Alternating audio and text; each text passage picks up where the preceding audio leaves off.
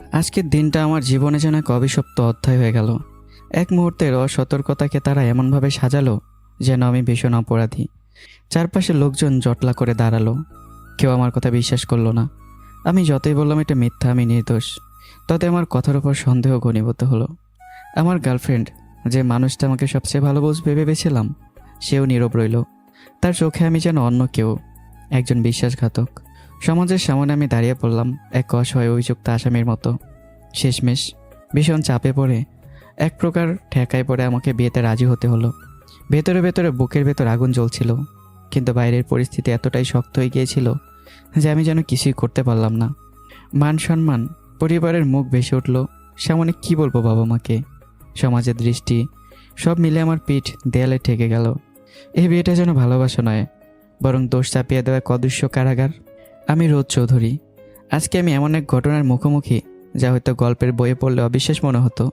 আমার নিজের গার্লফ্রেন্ডের বাড়ির কাজের মেয়ের সাথে আমাকে ফাঁসিয়ে বিয়ে করানো হয়েছে। আর সেই মুহূর্তে এক প্রকার বাধ্য হয়ে সমাজের পরিস্থিতির সামনে নত হয়ে বিয়ে করে ফেলেছি। কেন এমন হলো? কেন আমি আমার ভালোবাসার মানুষকে এই খন্নকাকে বিয়ে করলাম? চলুন তাহলে শুরু থেকেই শুরুটা করি। আমার বাবা রফিক চৌধুরী এই শহরের নামকরা ব্যবসায়ী। বড় বড় এমপি মন্ত্রী থেকে শুরু করে পুলিশ কমিশনার পর্যন্ত আমার বাবার সাথে একবার দেখা করতে হলে অ্যাপার্টমেন্ট নিতে মাসের পর মাস অপেক্ষা করতে হয়। আমি এখন ঢাকা বিশ্ববিদ্যালয়ে মাস্টার্সে ভর্তি হয়েছি। এর আগে বিদেশে পড়াশোনা করেছি। সেদিন বাবা খাবার টেবিলে বসে বললেন, রোদ, আমি জীবনের যুদ্ধের সাথে যুদ্ধ করে এখানে এসেছি। তুমি বিদেশে পড়াশোনা করছো, কিন্তু এখন বাংলাদেশে মাস্টার্স করার সিদ্ধান্ত নিয়েছো। ভালো কথা। তবে শোনো, আমি তোমাকে একটা উপদেশ দেব। ভার্সিটিতে এমনভাবে যাবে যেন তুমি একেবারে গরিব ঘরের সন্তান। যারা তোমাকে গরিব ভেবে তোমার সাথে বন্ধুত্ব করবে, তোমার পাশে দাঁড়াবে, সেই হবে তোমার প্রকৃত বন্ধু। বাবার প্রতিটি কথা আমার বুকের ভেতর কাঁপন তুলল। সেই রাতে আর ঘুম আসেনি। মনে হলো এই উপদেশটাই আমার জীবনে নতুন অধ্যায়ের শুরু। পরদিন সকালে উঠেই ফ্রেশ হয়ে ভার্সিটি যাচ্ছিলাম। গ্রাম থেকে আসা এক সাধারণ ছেলের মতো পোশাক পরেছি। বাসে উঠেই দেখি বোরকা পরা, মুখ ঢেকে রাখা এক মেয়ে দাঁড়িয়ে আছে। বাসের ভিড় অন্য ছেলেদের ধাক্কায় সে বারবার হোঁচট খাচ্ছে। আমার ভেতরে কেমন যেন একটা মানবিকতা জেগে উঠল। আমি নিজের ছিটটা তাকে ছেড়ে দিলাম। মেয়েটা আস্তে করে বসলো, চোখ তুলে তাকালো। শুধু সেই চোখ জোড়ার দিকে আমার সমস্ত দৃষ্টি আটকে গেল। মনে হলো আমি যেন কোনো অজানা গভীর সমুদ্রে ডুবে যাচ্ছি। যখন সে নরম গলায় বলল, ধন্যবাদ। আমি তার আওয়াজে প্রেমে পড়ে গেলাম।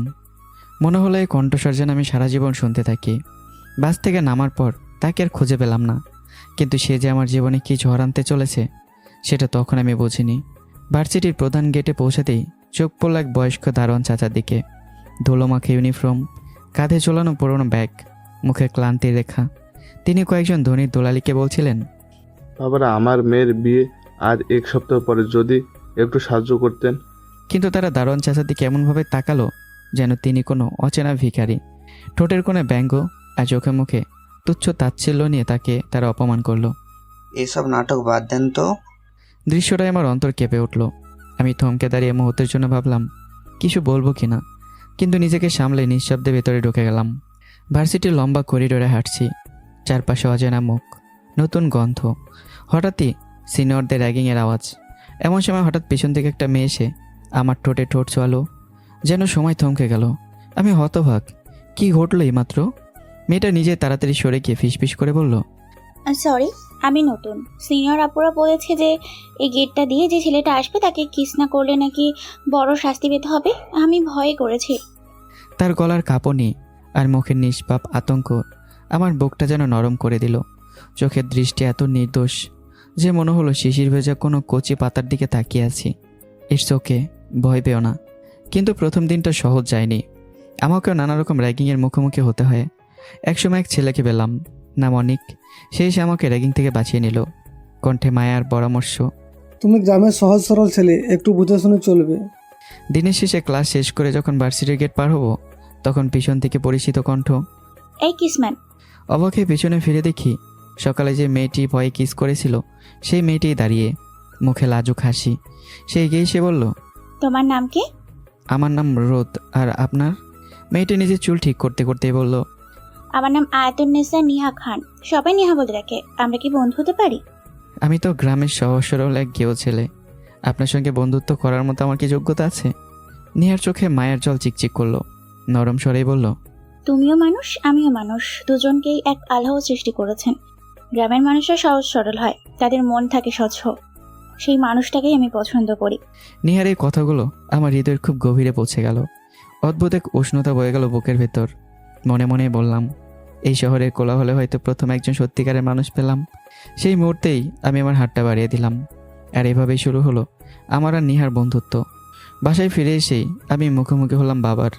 আমি জানি আমার বাবা শুধু একজন ব্যবসায়ী নন, তিনি একজন মানুষ, যিনি প্রতিটা দুঃখী অসহায় মানুষের প্রতি ভালোবাসায় ভরা। তাই আমি ভার্সিটির প্রথম দিনের সব ভালো মন্দ খোলাখুলি শেয়ার করলাম। সাথে গেটে সে দারুণ চাচার মেয়ের বিয়ের কথাও বলে ফেললাম। বাবা চুপচাপ শুনলেন, তারপর মৃদু হাসি দিয়ে বললেন, রোদ, আমার সবচেয়ে ভালো লাগছে এই দেখে যে বিদেশ থেকে ফিরে এসেও তোমার অন্তরে গরিব অসহায় মানুষের প্রতি দরদ আর ভালোবাসা অটুট আছে। এখন বলো, তোমার সেই দারোয়ান চাচার জন্য আমি কি করতে পারি? বাবা আমাকে যদি কিছু টাকা দিতে আমি হাতে নিয়ে দারুণ চাচাকে দিতাম, কিন্তু বাবা মাথা নাড়িয়ে বললেন, না রোদ, তোমাকে আমি টাকা দেব না। তুমি যদি নিজের হাতে টাকা দাও তাহলে সবাই তোমার পরিচয় জেনে যাবে। আর মনে রেখো, দান আল্লাহকে খুশি করার জন্য, কাউকে দেখানোর জন্য নয়। এক হাতে দান করলে অন্য হাতে যেন না জানে। তুমি টেনশন করো না, আমি আমার মতো করে টাকাটা পৌঁছে দেব। বাবার কথা শুনে আমার হৃদয় আনন্দে ভরে গেল।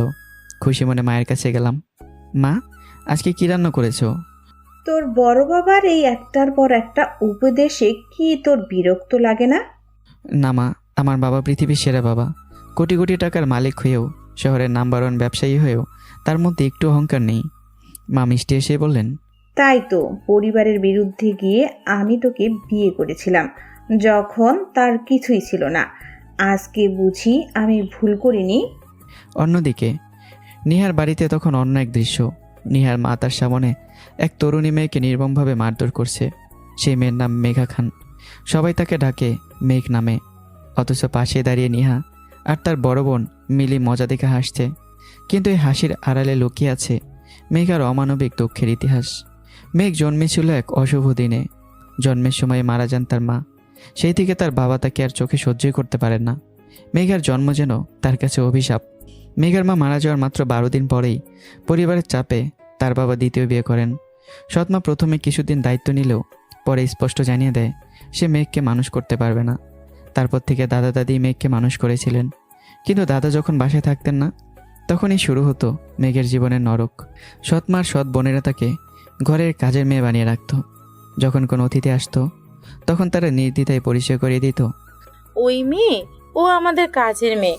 মেঘ ছিল রূপবতী, স্বভাবে ভদ্র, অথচ সেই রূপই তার জন্য পরিণত হয় অভিশাপে। সৎমা ও সৎ বোনেরা তার সৌন্দর্যের প্রতি ভয়ঙ্কর হিংসা করত। আর তাই প্রতিদিনই নানা কষ্ট, নানা নির্যাতন দিয়েই তাকে দমিয়ে রাখত। মেঘ যেন বেঁচে থেকে মরেছিল একটা চার দেয়ালের মধ্যে বন্দী, কারো আদর স্নেহ না পাওয়া, অথচ অন্তরে চুপচাপ ভালোবাসা আর স্বীকৃতির অপেক্ষায় থাকা এক অসহায় প্রাণ। মেঘের জীবন যেন ধীরে ধীরে এক গভীর অন্ধকার জাহান্নামে রূপ নিয়েছে। সৎমার সৎ বোনেরা তার দিনরাতের নিঃশ্বাসকে কেটে দিয়েছে বিষাক্ত কাঁটায়। মেঘ জানে না তার অপরাধ কি। সে শুধু বোঝে প্রতিটি মুহূর্ত থেকে অপমান আর যন্ত্রণার আগুনে জব্দ করা হচ্ছে। বাবার সামনে বহুবার সৎমা গরম খুন্তিতে জব্দ করেছে তার কোমল দেহ, অথচ বাবা একবারও প্রতিবাদ করেনি। চোখের জল বুকের ভেতরে আটকে রেখে মেঘ শুধু ভাবত, আমি কি অপরাধ করেছি? কেন আমাকে এমন নরকে ফেলে রাখা হলো? এদিকে অন্য এক জগৎ।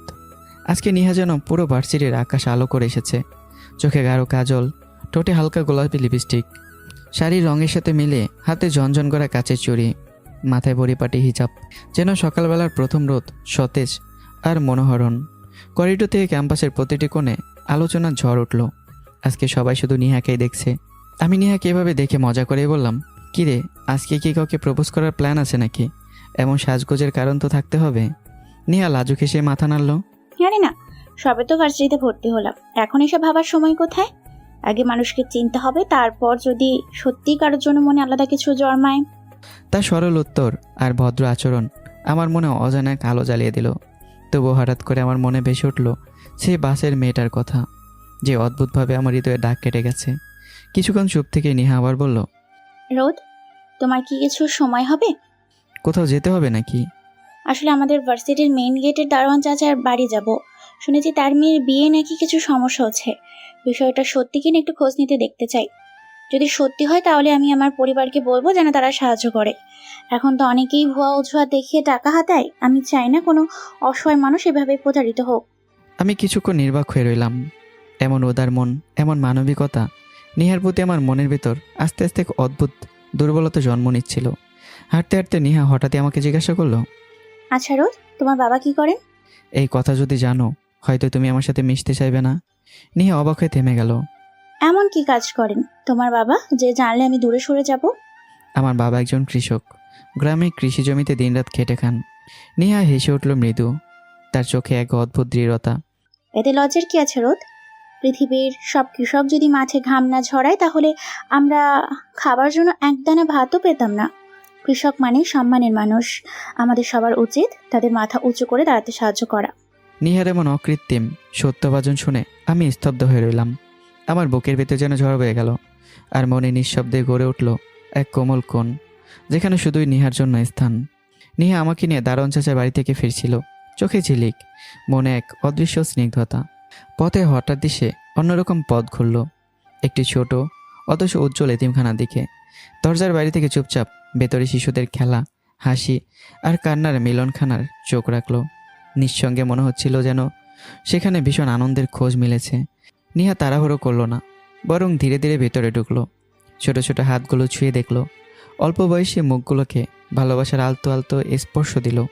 তারপর তার ফোনে অনলাইনে খাবারের অর্ডার দিল, যাতে এই ক্ষুধার্ত শিশুরা ভালোভাবে খেতে পারে। আমি নিহার পাশেই বসেছিলাম, সমস্ত দৃশ্য মন দিয়ে দেখলাম। আমার চোখে অদ্ভুত এক উজ্জ্বলতা ফুটে উঠল। নিহার এমন মানবিক দিক, তার কোমল হৃদয়, এমন দয়া, সব কিছু আমাকে মুগ্ধ করলো। আমি পুরোপুরি ফিদা হয়ে গেলাম। নিহার প্রতি আমার ভালোবাসা আরও গভীর হয়ে গেল।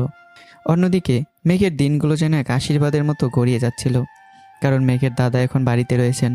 সাধারণত মাসের বেশিরভাগ সময়ই দাদা দেশের বাইরে থাকেন, আর মেঘ তখন এই বাড়িতে একাকী থাকতো। কিন্তু এখন দাদা থাকায় মেঘের জন্য ঘরটি যেন রূপকথার রাজকন্যার প্রাসাদ। দাদার কোমল হাসি, আশীর্বাদময় কথাবার্তা, সব কিছুই মেঘের দুনিয়াকে আলোকিত করেছিল। আমি বাড়িতে পৌঁছালেই সমস্ত কিছু আমার মাকে খুলে বললাম। নিহার প্রতি আমার মনোভাব, নিহার মানবিক দিক আর নিজের অনির্ণয়ে। আমার মা হালকা গম্ভীর হিসেবে বললেন, তোর কথা শুনে মনে হচ্ছে মেয়েটা সত্যি ভালো, কিন্তু তার পরিবার কেমন তা জানতে হবে। আগে তোদের সম্পর্ক দৃঢ় হতে হবে।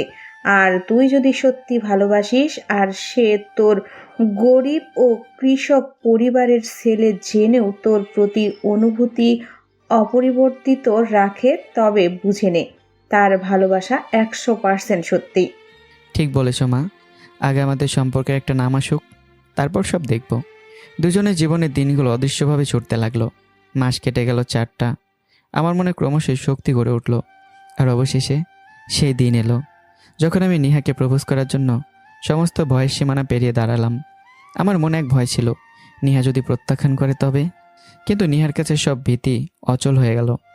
নিহা প্রপোজাল একটিমাত্র শব্দে গ্রহণ করলো। বেশ কিছুক্ষণ আমরা ভার্সিটির পুকুর পাড়ে বসে থাকি। শান্ত জলরাশির প্রতিফলনে নিস্তবতা আর আমাদের হৃদয়ের রূপকথা যেন মিলিত হয়ে নীরবতায় ভেসে যাচ্ছে। আমি ভাবলাম, নিহা, তোমার পরিবার কেমন? তারা কি আমাদের সম্পর্ক মেনে নেবে? নিহা লাজুক কিন্তু দৃঢ়ভাবেই বলল, জানি না, তবে যদি দাদুর মন জয় করতে পারো সবকিছু সম্ভব। কিন্তু আমি তো সরাসরি দাদুর সাথে দেখা করতে পারবো না। একটা উপায় আছে, তুমি রাজি হবে কি? কি উপায়? দাদুর জন্য একজন ড্রাইভার লাগবে। তুমি কি গাড়ি চালাতে পারো? হ্যাঁ, গাড়ি চালাতে পারি। দেখো, দাদা মাসের মধ্যে 20 দিন দেশের বাইরে থাকে। বয়স বেড়েছে, তবুও দাদা এখনো স্ট্রং। দেশের বাইরে সব গুরুত্বপূর্ণ ডিল নিয়েই সামলান। আর দেশের ভেতর থাকাকালীন তুমি তার ড্রাইভার হিসেবে থাকবে। ভালো একটা বেতন পাবে, যা দিয়ে তোমার পরিবারকেও সহায়তা করতে পারবে। থাকা খাওয়া আমাদের বাড়িতে, সকল সুবিধা পাবে। আমি কিছুটা ভাবলাম, তারপর রাজি হয়ে গেলাম। আমি বাসায় এসে রাতে খাবার টেবিলে বসে বাবা মাকে জানালাম আমি হোস্টেল থেকে পড়াশোনা করব। বাবা মা প্রথমে কিছুটা বিরক্ত হলেও শেষ পর্যন্ত রাজি হলেন। পরের সকালেই আমি কিছু পুরাতন জামাকাপড় নিয়ে নিহার বাড়ির উদ্দেশ্যে রওনা হলাম। প্রতিটি পদক্ষেপে মনে হচ্ছিল একটা নতুন অধ্যায়ের সূচনা, যেখানে ভালোবাসা, সাহস আর আবেগের মিলনে জীবন নতুন রূপ নেবে। আমি নিশ্চিতভাবে নিহাদের বাড়ির দিকে এগোচ্ছিলাম। সঙ্গে সঙ্গে রোজকার মতো ফোনটা হাতে তুলে নিলাম। নিহার নাম্বারে ডায়াল করলাম। ফোনের এক পাশ থেকে নিখুঁত কণ্ঠে নিহা উত্তর দিল, হ্যালো নিহা, আমি তোমাদের বাড়ির সামনে পৌঁছে গেছি। একটু অপেক্ষা করো, আমি আসছি। কয়েক মিনিটের মধ্যেই নিহা আমাকে বাড়ির ভিতর নিয়ে গেল।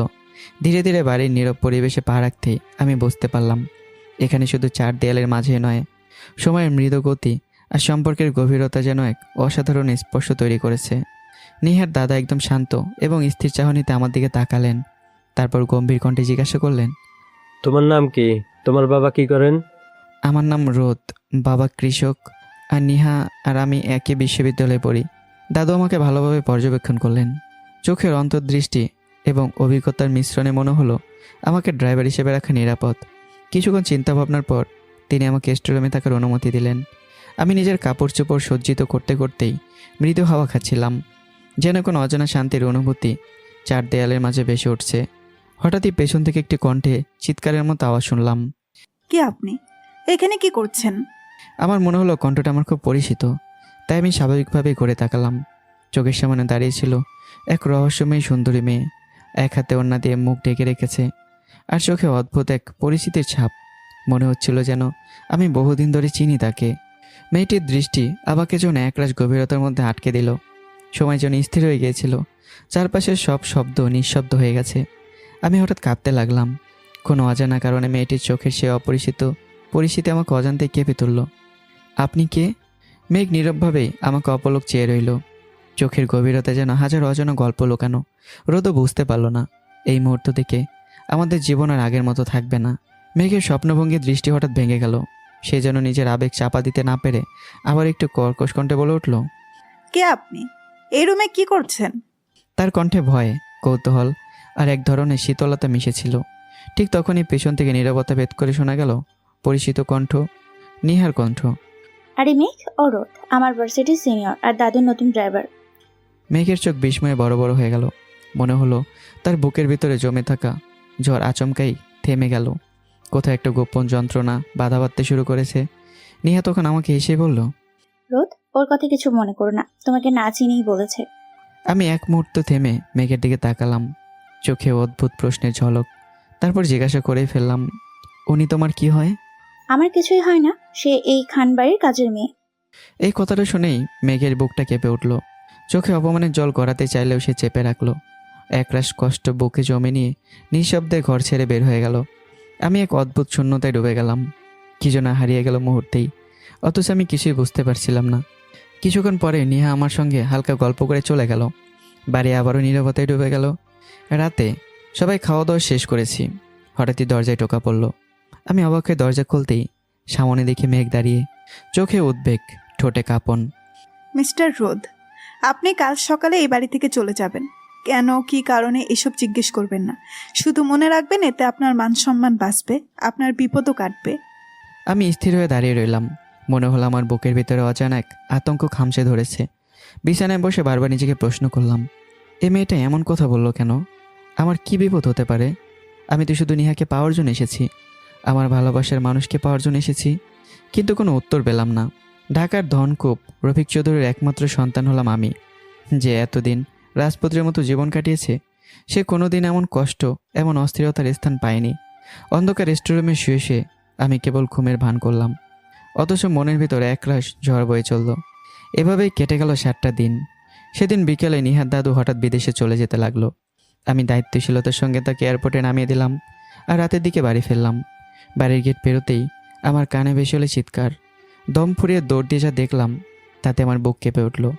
মেঘকে তার সৎমা বেদরম মারছে, হাতে গরম খুন্তি, আর সেটাই বারবার মেঘের শরীরে চেপে ধরছে। মেঘ অঝরে কাঁদছে, আর্তনাদ করছে, যেন প্রতিটি আর্তনাদ আকাশ বিদীর্ণ করে দিচ্ছে। কিন্তু অবাক করার মতো বিষয়, এই দৃশ্য দেখে নিহা মুখ টিপে হাসছিল, আনন্দ পাচ্ছিল। তার চোখে মেঘের যন্ত্রণা কোনো দুঃখের জন্ম দেয়নি, বরং অদ্ভুত এক সুখের স্রোত বয়ে দিয়েছে। আমার বুকটা মোচড় দিয়ে উঠল। ভেতরে ভেতরে আমি ব্যথায় কেঁপে গেলাম। কোন অপরাধে ওর সঙ্গে এমন করা হচ্ছে? সেই মুহূর্তে আমার মনে শুধু মায়ে ভর করলো। একটা অচেনা অথচ পরিচিত মেয়ের জন্য বুকের ভিতর হাহাকার জমে উঠল। আমি নিজের চোখে বিশ্বাস করতে পারছি না। মেঘ কীভাবে নির্যাতন করা হচ্ছে, অথচ চারপাশে কেউ তাকে থামাচ্ছে না। হঠাৎ আমি সাহস করে নেহা আর তার বোনকে জিজ্ঞাসা করলাম, তোমরা ওকে এত নির্যাতন করছো কেন? কি দোষ করেছে সে? নেহা মুখটা শক্ত করে উত্তর দিল, ও মায়ের টাকা চুরি করেছে, তাই শাস্তি দিচ্ছে মা। তাই বলে এভাবে মানুষকে পশুর মতো মারধর করা যায় নাকি? এক মুহূর্তের জন্য নিহা চুপ হয়ে গেল। আমার এমন কথা শুনে এক মুহূর্তের জন্য নিহাও চুপ হয়ে গেল। তারপর হঠাৎ মায়ের হাত চেপে ধরে বলল, থামো মা, আর নয়। কিন্তু আমার মনের ভেতর প্রশ্ন আর সংশয়ের পাহাড় জমে গেল। আমি ধীরে ধীরে ফিরে এলাম নিজের স্টোররুমে। অথচ মন ভরে উঠল অস্থিরতায়। বসে বসে মনে মনে ভাবলাম, মেঘের উপর যখন এমন অমানবিক নির্যাতন হচ্ছিল, তখন নিহার মুখে আনন্দের হাসি দেখলাম। এটা কি তবে নিহার আসল রূপ? সেদিন রাতে আমি আর ঘুমাতে পারলাম না। অজানা চিন্তায় মন ছটফট করতে লাগলো। অবশেষে আনমনে ছাদে উঠে গেলাম। সেখানে গিয়ে হঠাৎ থমকে দাঁড়ালাম। অন্ধকার ছাদের এক কোণে বসে আছে মেঘ। চাঁদের আলো তার মুখে পড়ছে, আর চোখে জমে থাকা জলের রেখা যেন রাতকেই ভিজিয়ে তুলছে। আমাকে দেখে মেঘ দ্রুত উঠে দাঁড়িয়ে চলে যেতে চাইল, কিন্তু আমি এগিয়ে গিয়ে তার পদ আটকালাম। একটু দাঁড়াও, তোমার সঙ্গে কিছু কথা আছে। এই প্রথমবার আমি মেঘের মুখটা স্পষ্টভাবে দেখলাম। মুহূর্তে আমার বুকের ভেতর কেমন যেন একটা অচেনা ধাক্কা লাগলো। আলো অন্ধকার জড়ানো সেই মুখের দিকে তাকিয়ে আমার চোখ থমকে গেল। মনে মনে আমি বিস্ময়ে বলে উঠলাম, মাশাআল্লাহ, সুবহান আল্লাহ, কি মায়াবী চেহারা, কি অদ্ভুত রূপ, যেন আসমান থেকে নেমে আসে কোনো পরী। মেঘের চোখে ছিল গভীর বেদনার ছায়া, অথচ সেই বেদনাই তাকে করে তুলেছিল আরও মোহনীয়। ভেজা ঠোঁট, লাজুক দৃষ্টি, আর মুখের চারপাশে ছড়িয়ে থাকা এলোমেলো চুল যেন আমার মনকে অদ্ভুত এক জাদুর জালে বেঁধে ফেলল। আমি তাকিয়ে রইলাম অপলক। আমার চারপাশে যেন পৃথিবীর সব শব্দ নিস্তব্ধ হয়ে গেল। শুধু শোনা যাচ্ছিল নিজের বুকের ধকপক শব্দ। এই প্রথম আমি অনুভব করলাম সৌন্দর্যের সাথে কষ্টের মিশ্রণ কেমন করে মানুষকে স্বর্গীয় করে তোলে। মেঘ ভয়া সংকোচ মিশ্রিত কণ্ঠে বলল, কেউ যদি দেখে ফেলে তবে আমার বিপদ হবে, তাই তাড়াতাড়ি বলুন। আমি কিছুক্ষণ চুপ থেকে আবারও ধীরে ধীরে প্রশ্ন করলাম, প্রথমে এটা বলো, তোমাকে নিহার মা এমন অমানবিক নির্যাতন কেন করে? তোমার দোষই বা কি? মেঘ চোখ নামিয়ে শান্ত গলায় বলল, মনে আছে আমি আপনাকে বলেছিলাম এই বাড়ি থেকে চলে যেতে? তার জন্যই এতদিন দাদুর কারণে কিছু করেনি, কিন্তু দাদু দেশে না থাকায় সব বেড়ে গেছে। আমার বুকটা ধরপড় করতে লাগলো। তুমি তো আরও বলেছিলে আমার সম্মান আর জীবন বিপদের মুখে পড়বে। এটা কেন? মেঘের ঠোঁট কেঁপে উঠল। কিছু বলার আগে হঠাৎ পেছন থেকে কারো শব্দ শোনা গেল। আতঙ্কে মেঘ দ্রুত অন্ধকারে মিলিয়ে গেল। আমি অবাক হয়ে তাকিয়ে রইলাম। কয়েক সেকেন্ডের মধ্যে সামনে এসে দাঁড়ালো নেহা। কোনো কিছু না বলেই সে হঠাৎ আমার গলায় হাত জড়িয়ে ধরে মিষ্টি গলায় বলল, কেমন আছো জান? এই দৃশ্য কোনো আড়াল থেকে সব চুপচাপ দেখছিল মেঘ। তার বুকটা মোচড় দিয়ে উঠল। এটা কেমন রূপ নিহার? একদিকে আমার উপর অমানবিক নির্যাতন, অন্যদিকে রোদের কাছে এমন। চোখের জল সামলাতে না পেরে সে নিঃশব্দে ছাদ থেকে নেমে নিজের ঘরে চলে গেল। এরপর কেটে গেল আরও 5 দিন। এই 5 দিন আমি বহুবার মেঘকে খুঁজেছি, কিন্তু কোথাও পাইনি। মেঘ যেন হাওয়া হয়ে গেছে। হঠাৎ একদিন সকালে নিয়ে এসে বলল, রোদ, কাল সকালে দাদু আসবে, তুমি তাকে রিসিভ করে নিয়ে আসবে। পরদিন সকাল আমি ঘুম থেকে উঠে রেডি হচ্ছিলাম। হঠাৎ চমকে গেলাম। দরজার সামনে দাঁড়িয়ে আছে মেঘ। তার মুখ শুকনো, চোখে ক্লান্তি। আমি তার দিকে একটু এগিয়ে গিয়ে বললাম, এই কয়েকদিনে কোথায় ছিলে তুমি? এখন কোত্থেকে বের হলে? নিজের ঘরেই বন্দি ছিলাম, আজ দাদু আসবে তাই সাময়িক মুক্তি মিলেছে। আমি তোমার কাছ থেকে উত্তর চাই মেঘ। আমি মরিয়া হয়ে আছি সত্যিটা জানার জন্যে। মেঘ কিছুক্ষণ চুপ করে রইল, তারপর নিচু গলায় বলল, আপনার সব প্রশ্নের কোনো উত্তর আমার কাছে নেই, শুধু এইটুকু বলবো আপনাকে ফাঁসানো হচ্ছে, আর সেই ফাঁদে আমাকেও টেনে নেওয়া হচ্ছে। কিভাবে ফাঁসাবে সেটা নিহা আর তা মা খুব ভালো করেই জানে। এই বলে মেঘ তাড়াহুড়ো করে চলে গেল। আমি হতভঙ্গ হয়ে দাঁড়িয়ে রইলাম।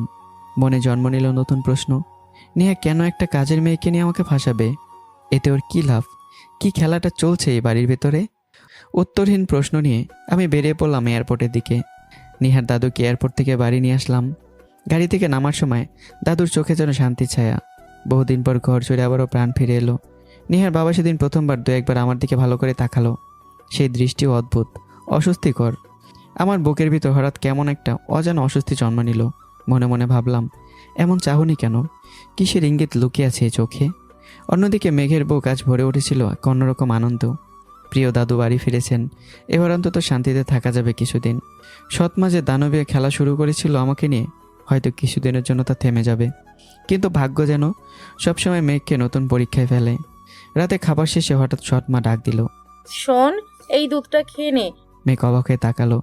যে মানুষ তাকে ভালো করে ভাত খেতে দেয় না, সে আজ নিজ হাতে দুধ খাওয়ার কথা বলছে। মেঘ বিস্ময়ে স্থির হয়ে গেল।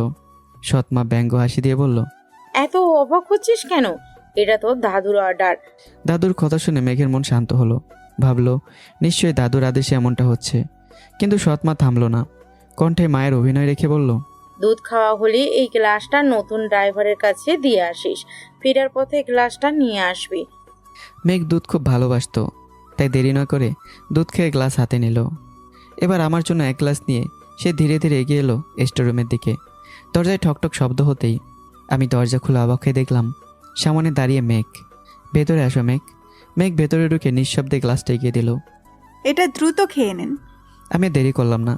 গ্লাসের দুধ শেষ করে গ্লাস নামাতেই মেঘ চলে যেতে চাইলো। পা বাড়াতেই আমি আচমকা তার পথ আটকালাম। কিন্তু তখনই হঠাৎ মেঘের শরীর কেঁপে উঠল। চোখ উল্টে গিয়ে সে অচেতন হয়ে মাটিতে লুটিয়ে পড়ল। আতঙ্কে আমার বুক কেঁপে উঠল। তড়িঘড়ি করে মেঘকে কোলে তুলে খাটে শুয়ে দিলাম। তারপর দরজাটা ভেতর থেকে বন্ধ করে দিলাম, যেন বাইরের কেউ কিছু টের না পায়। কিন্তু কিছু মুহূর্ত পরই আমার মাথা ঘুরতে শুরু করলো, চোখ ঝাপসা হয়ে এলো। আর কোনো কিছু বুঝে ওঠার আগেই আমিও ঢলে পড়লাম মেঘের ওপর। কেটে গেল অচেতন একটা রাত। সকালে দরজা ভাঙার শব্দে কেঁপে উঠল ঘর। ঝড়ের মতো ভেতরে ঢুকে পড়ল সবাই। মুহূর্তেই চারপাশে হইচই শুরু হয়ে গেল। আমার আর মেঘের জ্ঞান ফিরতেই দেখলাম ঘর ভর্তি মানুষ, আর সবার চোখে ঘৃণা। মেঘকে লক্ষ্য করে থুতু ফেলছে তারা, মুখে একের পর এক কুৎসিত শব্দ। মেঘের সৎমা মুখে এক ধরনের তৃপ্তির হাসি নিয়ে এগিয়ে এলো দাদুর দিকে। চারপাশে মানুষের ভিড়, কানাকানি, ফিসপাশে বাড়ির বাতাসে যেন ভারী হয়ে উঠছে। মেঘ লজ্জার ভয়ে মাথা নিচু করে কাঁপছে, আর আমি স্তব্ধ হয়ে দাঁড়িয়ে আছি। কি ঘটছে, কেন ঘটছে, কিছুই বুঝে উঠতে পারছি না। সৎমা গলায় ভর নিয়ে কটা কিশোরে বলল, দেখলেন তো আব্বা, এত আদর যত্নে বড় করলেন, মাথার মুকুট করে রাখলেন, তার ফল কি হলো? আপনার এই নাতনি আজ আমাদের সবার মান সম্মান মাটিতে মিশিয়ে দিল।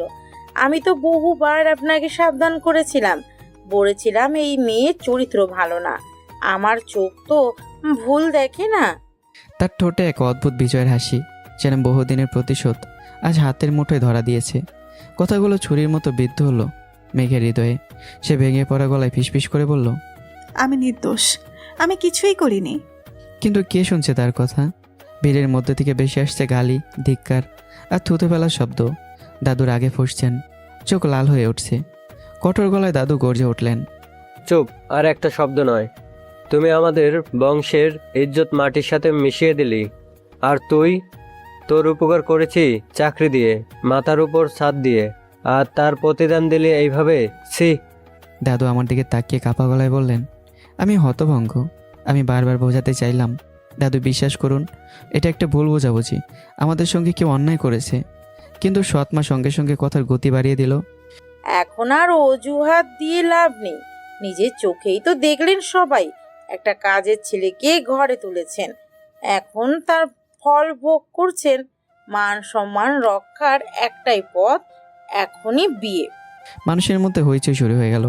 কেউ বলছে, ঠিকই তো, মান বাঁচাতে হলে বিয়ে ছাড়া আর উপায় কি? আবার কেউ বলছে, ছি, মেয়ে এত নিচে নামলো। মেঘের বুক কেঁপে উঠল। সে কাঁদতে কাঁদতে দাদুর পা জড়িয়ে ধরে বলল, দাদু, আমি কিছু করিনি, আমাকে বিশ্বাস করুন। কিন্তু দাদুর চোখে তখন রাগ আর লজ্জার আগুন। তিনি সবার সামনে ঘোষণা করলেন, আজই কাজীকে ডেকে বিয়ে পড়ানো হবে, আর আমি এক মুহূর্ত দেরি করব না। মুহূর্তেই চারদিকে আরও হট্টগোল শুরু হয়ে গেল। মেঘের চোখ ভিজে উঠল অশ্রুতে। আমি স্তব্ধ হয়ে দাঁড়িয়ে ভাবছি, এটা নিছক কোনো ঘটনা নয়, এর পিছনে একটা চক্রান্ত আছে। আর সেই চক্রান্তের কেন্দ্রবিন্দু নিহা আর তার মা। আমার হঠাৎ মনে ঝড় উঠল। নিহা কোথায়? কেন সে সামনে আসছে না? তবে কি সে রাগ করে সামনে আসছে না? অজানা ষড়যন্ত্রের ফাঁদে আটকে গেলাম আমি। সারা বাড়ি তোলপাড় করা এক অগ্নিগর্ভ পরিস্থিতি। মেঘের দাদু সকালবেলা ঘোষণা দিয়ে ফেললেন, আজকেই কাজে আসবে, আর আজকেই এই লজ্জার সমাধান হবে। মেঘ আর রোদের বিয়ে দেওয়া ছাড়া আর কোনো উপায় নেই। চারদিকে যেন ঝড় বয়ে গেল। মেঘ তখনও হতবিলম্ব, সব কিছু মাথার উপর দিয়ে গেছে। যখন তার পুরোপুরি হুঁশ ফিরল, তখন সে বুঝল দাদু নিজের রুমে চলে গেছেন, সিদ্ধান্তও নিয়ে ফেলেছেন। মেঘ এক দৌড়ে ছুটে গেলেন দাদুর রুমে। দরজা ঠেলে ঢুকে হাঁপাতে হাঁপাতে বলল, দাদু, এই দুনিয়ায় সবাই যদি আমার ভুল বুঝেও থাকে, অন্তত তুমি তো আমার সত্যিটা বিশ্বাস করবে। আমি এমন লজ্জাজনক কিছু কখনো করিনি দাদু, কখনো না। কিন্তু দাদুর চোখ তখন রক্তের মতো লাল। চেয়ারে বসে থাকে সেই প্রবল ব্যক্তিত্বের মানুষটিও গর্জে উঠলেন সিংহের মতো, তোকে আমি বুকের মানিক করে বড় করেছি, স্নেহ দিয়ে আগলে রেখেছি, তার প্রতিদান দিলি এই কলঙ্ক দিয়ে। আমি খান বাহাদুর। আমার চোখের দিকে তাকিয়ে এই শহরের কেউ কথা বলতে সাহস করে না। আর আজ আমার ওই নাতনিকে নিয়ে সবাই আঙ্গুল তুলছে। আমার মর্যাদা মাটির সাথে মিশিয়ে দিলি তুই। যাও, সরে যা আমার চোখের সামনে থেকে, এখনই যাও। মেঘের বুকটা যেন মুহূর্তে ভেঙে চুরমার হয়ে গেল। দাদুর কাছে তার শেষ আশ্রয়টুকু হারালো। নীরবে বেরিয়ে এলো রুম থেকে। বাইরে এসে দেখে সামনে দাঁড়িয়ে আছে তার বাবা। চোখ ভিজে উঠল মেঘের। সে কান্না ভেজা কণ্ঠে বলে উঠল, বাবা, একবার তুমি বলো তো আমি কি অপরাধ করেছি? সৎ মা আর বোনের নির্যাতন সহ্য করে কতটা কষ্টে বড় হয়েছি তুমি কি জানো? তুমি কখনো আমাকে একবারও কুলে তুলে নাওনি, মাথায় হাত বুলিয়ে দাওনি। আমি তোমার মেয়ে, তবু তোমার কাছে ভালোবাসা পাইনি কখনো। কথাগুলো বলতে বলতে হাওমাও করে কান্নায় ভেঙে পড়ল মেঘ। আজকে প্রথমবার, হ্যাঁ জীবনেই প্রথম তার বাবা এগিয়ে এলেন। কাপা হাতে মেয়ের মাথায় হাত রেখে বললেন, মেঘ, তুই এই বিয়েটা করে নে, দেখবি এরপরই তোর ভালো হবে, সুখে শান্তিতে থাকতে পারবি। মেঘ চোখের পানি আটকে অবাক হয়ে তাকিয়ে রইল। আজ তার বাবা তাকে স্পর্শ করেছে, মাথায় স্নেহের হাত রেখেছে। এ যেন স্বপ্নে ভাবেনি সে। অন্যদিকে আমি তখন পাগলের মতো ছটফট করছি। বারবার ফোন করছি নিহাকে, কিন্তু কোনোভাবেই তার সাথে যোগাযোগ করতে পারছি না। মনে হচ্ছে নিহা ইচ্ছে করে দূরে সরে আছে। আমাকে বলবো যে সামনে আসছে না। নিজের ভেতরে ভেতরে আমি দম বন্ধ কষ্টে ভাবছি, নিহা তুমি কেন আমাকে বিশ্বাস করলে না? কেন এই ফাঁদ থেকে আমাকে তুমি বাঁচাতে এলে না? তুমি কি সত্যি চাইছো আমি এইভাবে ধ্বংস হয়ে যাই? অবশেষে বিকেল 5টার সময় কাজে এসে হাজির। পুরো বাড়ি সাক্ষ্য হয়ে গেল। চোখের পানিতে ভাসতে ভাসতে অভিমান আর লজ্জার পাহাড় বুকে নিয়ে মেঘ বসলো বিয়ের আসরে। আমার দিক থেকে কোনো প্রতিবাদই নেই। আমি পরিস্থিতির কাছে অসহায়। এক নিঃশ্বাসে কাজে বিয়ের সব আনুষ্ঠানিকতা সম্পূর্ণ করলেন। এভাবে শেষ হয়ে গেল নাটক। আর শুরু হলো এক অচেনা পথ চলা আমার আর মেঘের আকস্মিক বিয়ের। বিয়ে শেষ হতেই মেঘের দাদু সবার সামনে আমার দিকে তাকিয়ে দৃঢ় কণ্ঠে বললেন, রোদ, যতদিন না তুমি পড়াশোনা শেষ করে আমাদের কোম্পানিতে জয়েন করছো ততদিন এখানে থাকবে। এরপর নিজের বাসা ভাড়া করে আলাদা হবে। আমাদের পরিবারের নিয়ম এটাই। আমার বুক ভেঙে যাচ্ছে। মনে মনে ভাবছি, এটাই কি আমার নিয়তি? আমি কি সত্যি মেঘের সাথে ফাঁদে জড়িয়ে গেলাম, নাকি আল্লাহ আমাকে অন্য কোনো রহস্যময় পথে নিয়ে যাচ্ছেন? বিয়ের আনুষ্ঠানিকতা শেষ হতেই মেঘের দাদু গম্ভীর মুখে নির্দেশ দিলেন, রোদ যতদিন না পড়াশোনা শেষ করে আমাদের কোম্পানিতে জয়েন করছে ততদিন সে এই বাড়িতেই থাকবে, আর আজ থেকে মেঘের রুমেই থাকবে। তার ঠান্ডা অথচ দৃঢ় কণ্ঠস্বরে যেন কারো আপত্তির সুযোগই রাখলো না। মেঘ চুপচাপ শুনে গেল।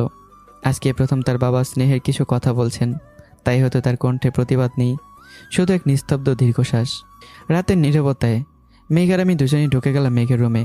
দরজা বন্ধ, শব্দটাই যেন শূন্য করে প্রতিধ্বনির মতো কেঁপে উঠল। হঠাৎ আমার চোখের আগের আগুন। আমি এক ঝটকায় মেঘের গলা চেপে ধরে বললাম, তুই আমাকে ফাঁসিয়েছিস। তোদের মতো কাজের মেয়েদের জন্মের ঠিক নেই। তোদের থেকে এর বেশি কিছু আশা করাও ভুল। আমার কথাগুলো যেন ছুরির মতো গিয়ে বিঁধল মেঘের বুকের ভেতর। মুহূর্তেই মেঘের রাগ আর লজ্জা মিলে ও রক্ত হয়ে মাথায় উঠে গেল। সে এক ধাক্কায় আমাকে সরিয়ে দিয়ে দাঁত খিচিয়ে বলল, মিস্টার রোদ, আপনি নিজেকে কি ভাবেন? আপনি জানেনই না কাকে দোষ দিচ্ছেন। আপনাকে আমি ফাঁসাইনি, আপনাকে আপনার প্রিয় নিহাই ফাঁসিয়েছে। না, নিহা এমন করতে পারে না। সে আমাকে ভালোবাসে। নিহার মন মানসিকতা অনেক ভালো। হায় রে কপাল, চোখ থাকতে অন্ধ। মানুষও এইরকম ভাবে। সেই মেয়েটাই কি ভালো যে নিজের বোনের উপর অমানবিক নির্যাতন দেখে আনন্দ পায়? হ্যাঁ রোদ, সেই নিহাই আপনাকে ফাঁসিয়েছে শুধু আমাকে আপনার সঙ্গে বিয়ে দেওয়ার জন্য। বোন মানে? আর তোমার সঙ্গে বিয়ের জন্য ফাঁসিয়েছে মানে? তুমি আসলে কি বলছো? মেঘ তখন এক নিঃশ্বাসে তার বুকের চাপা ক্ষত খুলে দিল। আমার জন্মের সময় আমার মা মারা যায়। সেই থেকে বাবা আমাকে দায়ী করে রেখেছে। একটিবারও আমাকে কোলে নেয়নি, মাথায় হাত রাখেনি। আমার রূপের কারণে সৎমা আর বোন আমাকে সারা জীবন নির্যাতন করেছে। গরম কুন্তির দাগ আমার শরীরের প্রায় সব জায়গাতেই আছে। হ্যাঁ রোদ, আমি কোনো কাজের মেয়ে নয়। আমি এই বাড়ির বড় মেয়ে। আমি খানবাড়ির মেয়ে। সব কিছু এক নিঃশ্বাসে বলে ফেলে মেঘ দাঁড়িয়ে থাকলো, যেন বুকের ভেতরে পাথরটা হালকা হয়েছে। আমার চোখে হঠাৎ করে করুণা ছায়া নেমে এলো। আমার বুকের মধ্যে যেন কেউ পাথর বসিয়ে দিল। কিন্তু তবুও আমি তাকে প্রশ্ন করলাম, তাহলে নিহা আমাকে কেন বেছে নিল? ভার্সিটিতে তো আরও অনেক ছেলে ছিল। কারণ আপনি একজন গরিব কৃষকের ছেলে। আপনার ঘরে আমি থাকলে সারা জীবন দারিদ্র আর কষ্টে কাটাবো, এই পরিকল্পনাই করেছে তারা। আমি যেন সারা জীবন অবমাননা আর যন্ত্রণার মধ্যে থাকি। আর আপনাকে এই ফাঁদে ফেলে আমার জীবনটাকেও ধ্বংস করে দিয়েছে তারা। আমার বুকের ভেতর যেন আগুন আর বরফ মিশে যাচ্ছে। আমি হঠাৎ অনুভব করলাম যার উপর আমি খুব ঝাড়ছিলাম সেই মেয়েটাই আসলে সবচেয়ে বেশি নিপীড়িত, সবচেয়ে বেশি প্রতারিত। ঘরের বাতাসটা যেন মুহূর্তেই থেমে গেল। অন্ধকারের ভেতর দুজন মানুষের কথাগুলো ধীরে ধীরে এক অদৃশ্য সুতোয় গেঁথে যেতে লাগলো। মেঘ নীরব মুখে কিছুক্ষণের জন্য আমার দিকে তাকালো, তারপর হালকা কিন্তু দৃঢ় কণ্ঠে বলল, রোদ, আমি আপনাকে আগে থেকেই চিনতাম। আপনার সব কিছু আমার জানা। আপনি কৃষকের সন্তান, এটা আমার কাছে কোনো সমস্যা নয়। আপনার মনটাই আমার কাছে বড়। আপনি সহজ সরল ভালো মানুষ, এটাই আমার কাছে অনেক কিছু। আমি অবাক হয়ে গেলাম। আমার চোখে বিস্ময়ের সন্দেহ মিলে এক অদ্ভুত দৃষ্টি তৈরি করলাম। তুমি আমাকে আগে থেকেই চিনতে? কিভাবে? মেঘ নিঃশ্বাস ফেলে ধীরে ধীরে বলল, মনে আছে একদিন বাসে এক বোরখা পরা মেয়েকে আপনি নিজের সিট ছেড়ে দিয়েছিলেন? সেই মেয়েটা আমি ছিলাম। সেদিন আপনার মমতার আচরণটা আমি ভুলতে পারিনি। আপনি আর আমি একই ভার্সিটিতে পড়ি। আপনি নিহাত 2 বর্ষ সিনিয়র আর আমার 1 বর্ষ সিনিয়র। তুমি তুমি বাসের সে মেয়ে? সেদিন বাস থেকে নামার পর আমি অনেক খুঁজেছি তোমাকে, অথচ তুমি একেবারে কাছে ছিলে। আর এখন সব বুঝতে পারছি। আচ্ছা, নিহা যে আমার সঙ্গে এত বেমানি করলো, তার কোনো প্রমাণ আছে তোমার কাছে? আজ রাত 12টায় তুমি সরাসরি নিহাকে গিয়ে জিজ্ঞেস করো। আমি নিজেও তোমার সঙ্গে যাব। তখন তুমি সব শুনতে পাবে, দেখতে পাবে। সত্যিটা আর লুকানো যাবে না। রোদ, নিহা কখনো তোমার মতো একজন কৃষকের ছেলেকে বিয়ে করবে না। সে তোমাকে শুধু ফাঁদে ফেলেছে। আমার ঠোঁটের কোণে এক অদ্ভুত মুচকি হাসি ফুটে উঠল, চোখে লোকানো ঝড়। মনে মনে বললাম, আমি কে আর আমার পরিচয় কি সেটা এখনও তোমরা কেউ জানো না। যেদিন জানবে সেদিন তোমাদের পায়ের নিচে আর মাটি থাকবে না। নিহা হোক বা মেঘ, কারো তখন মুখ লোকানো জায়গা থাকবে না। ঘরটা নিঃশব্দ হয়ে গেল। বাইরে রাতের আকাশে চাঁদের আলো মেঘের মুখে পড়ছিল।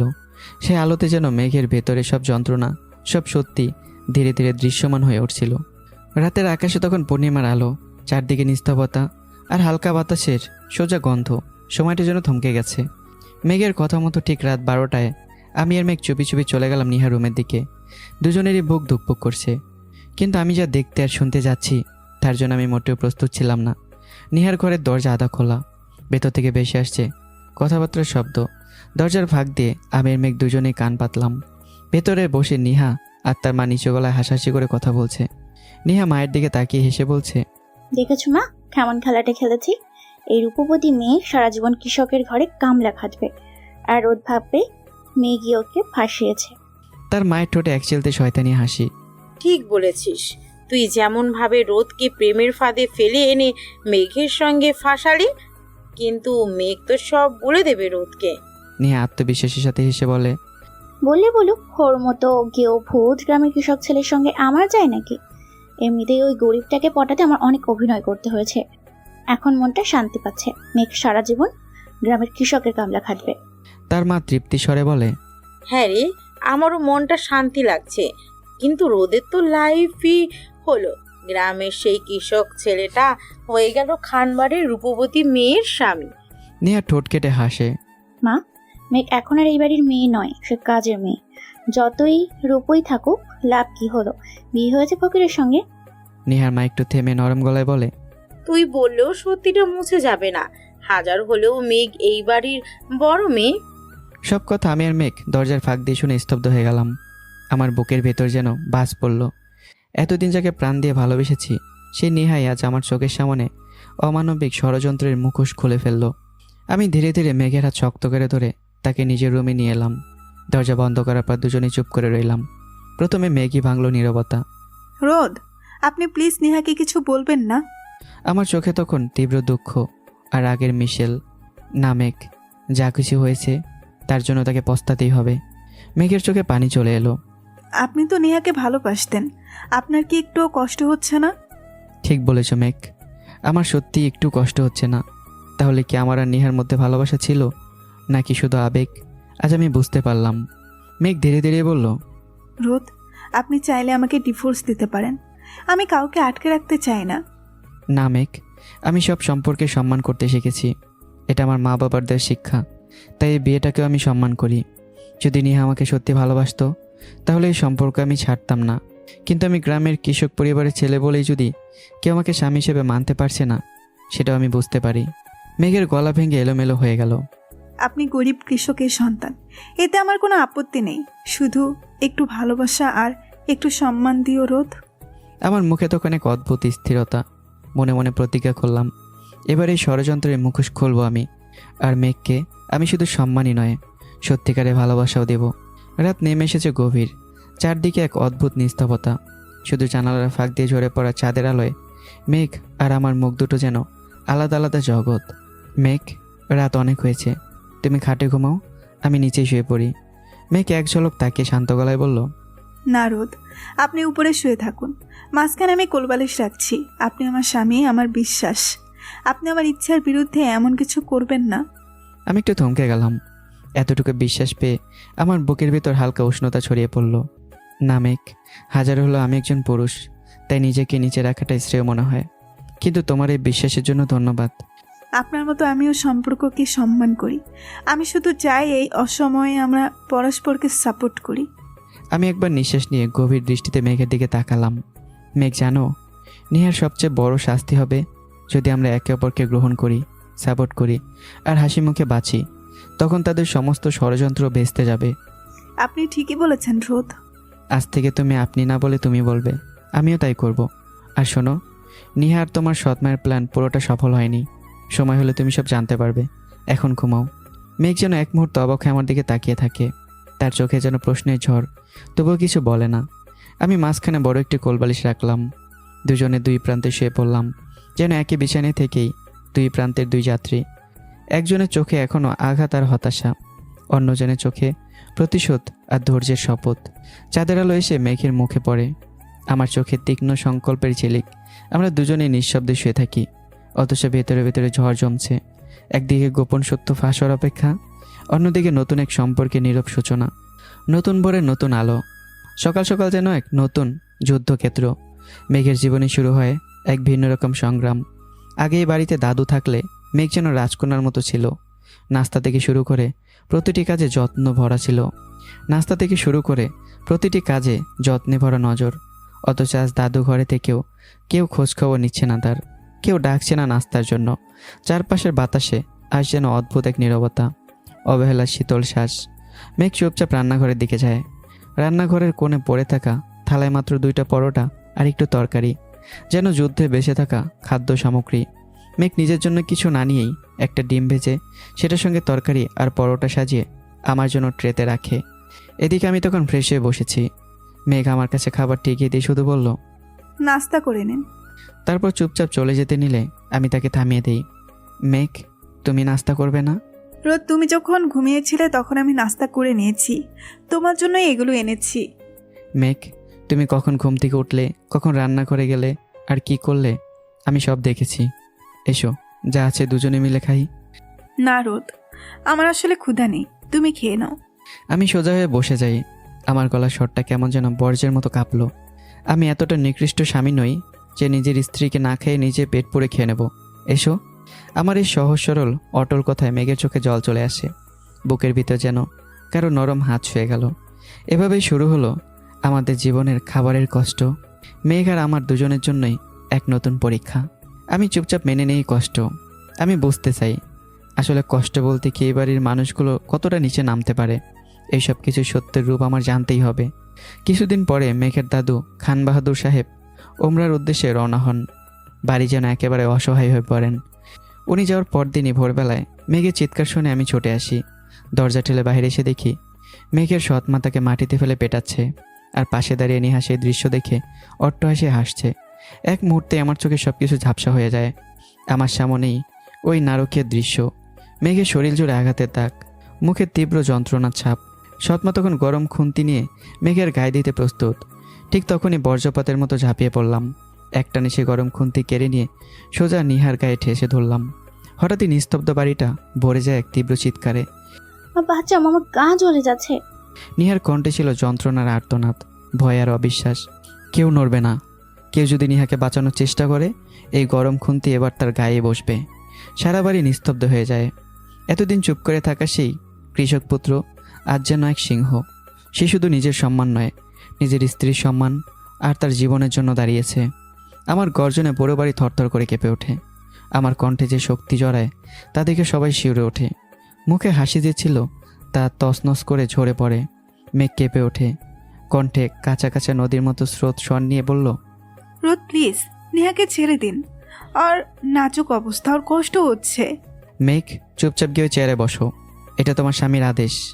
স্বামীর আদেশ কথাটা শরীরের প্রতিটি হৃদস্পন্দনে লেগে গেল। মেঘ নিরিবিলি সঙ্গতে চেয়ারে বসলো, কাঁধ কুঁচকে, চোখে এক অজানা বিষ্ণুতায়।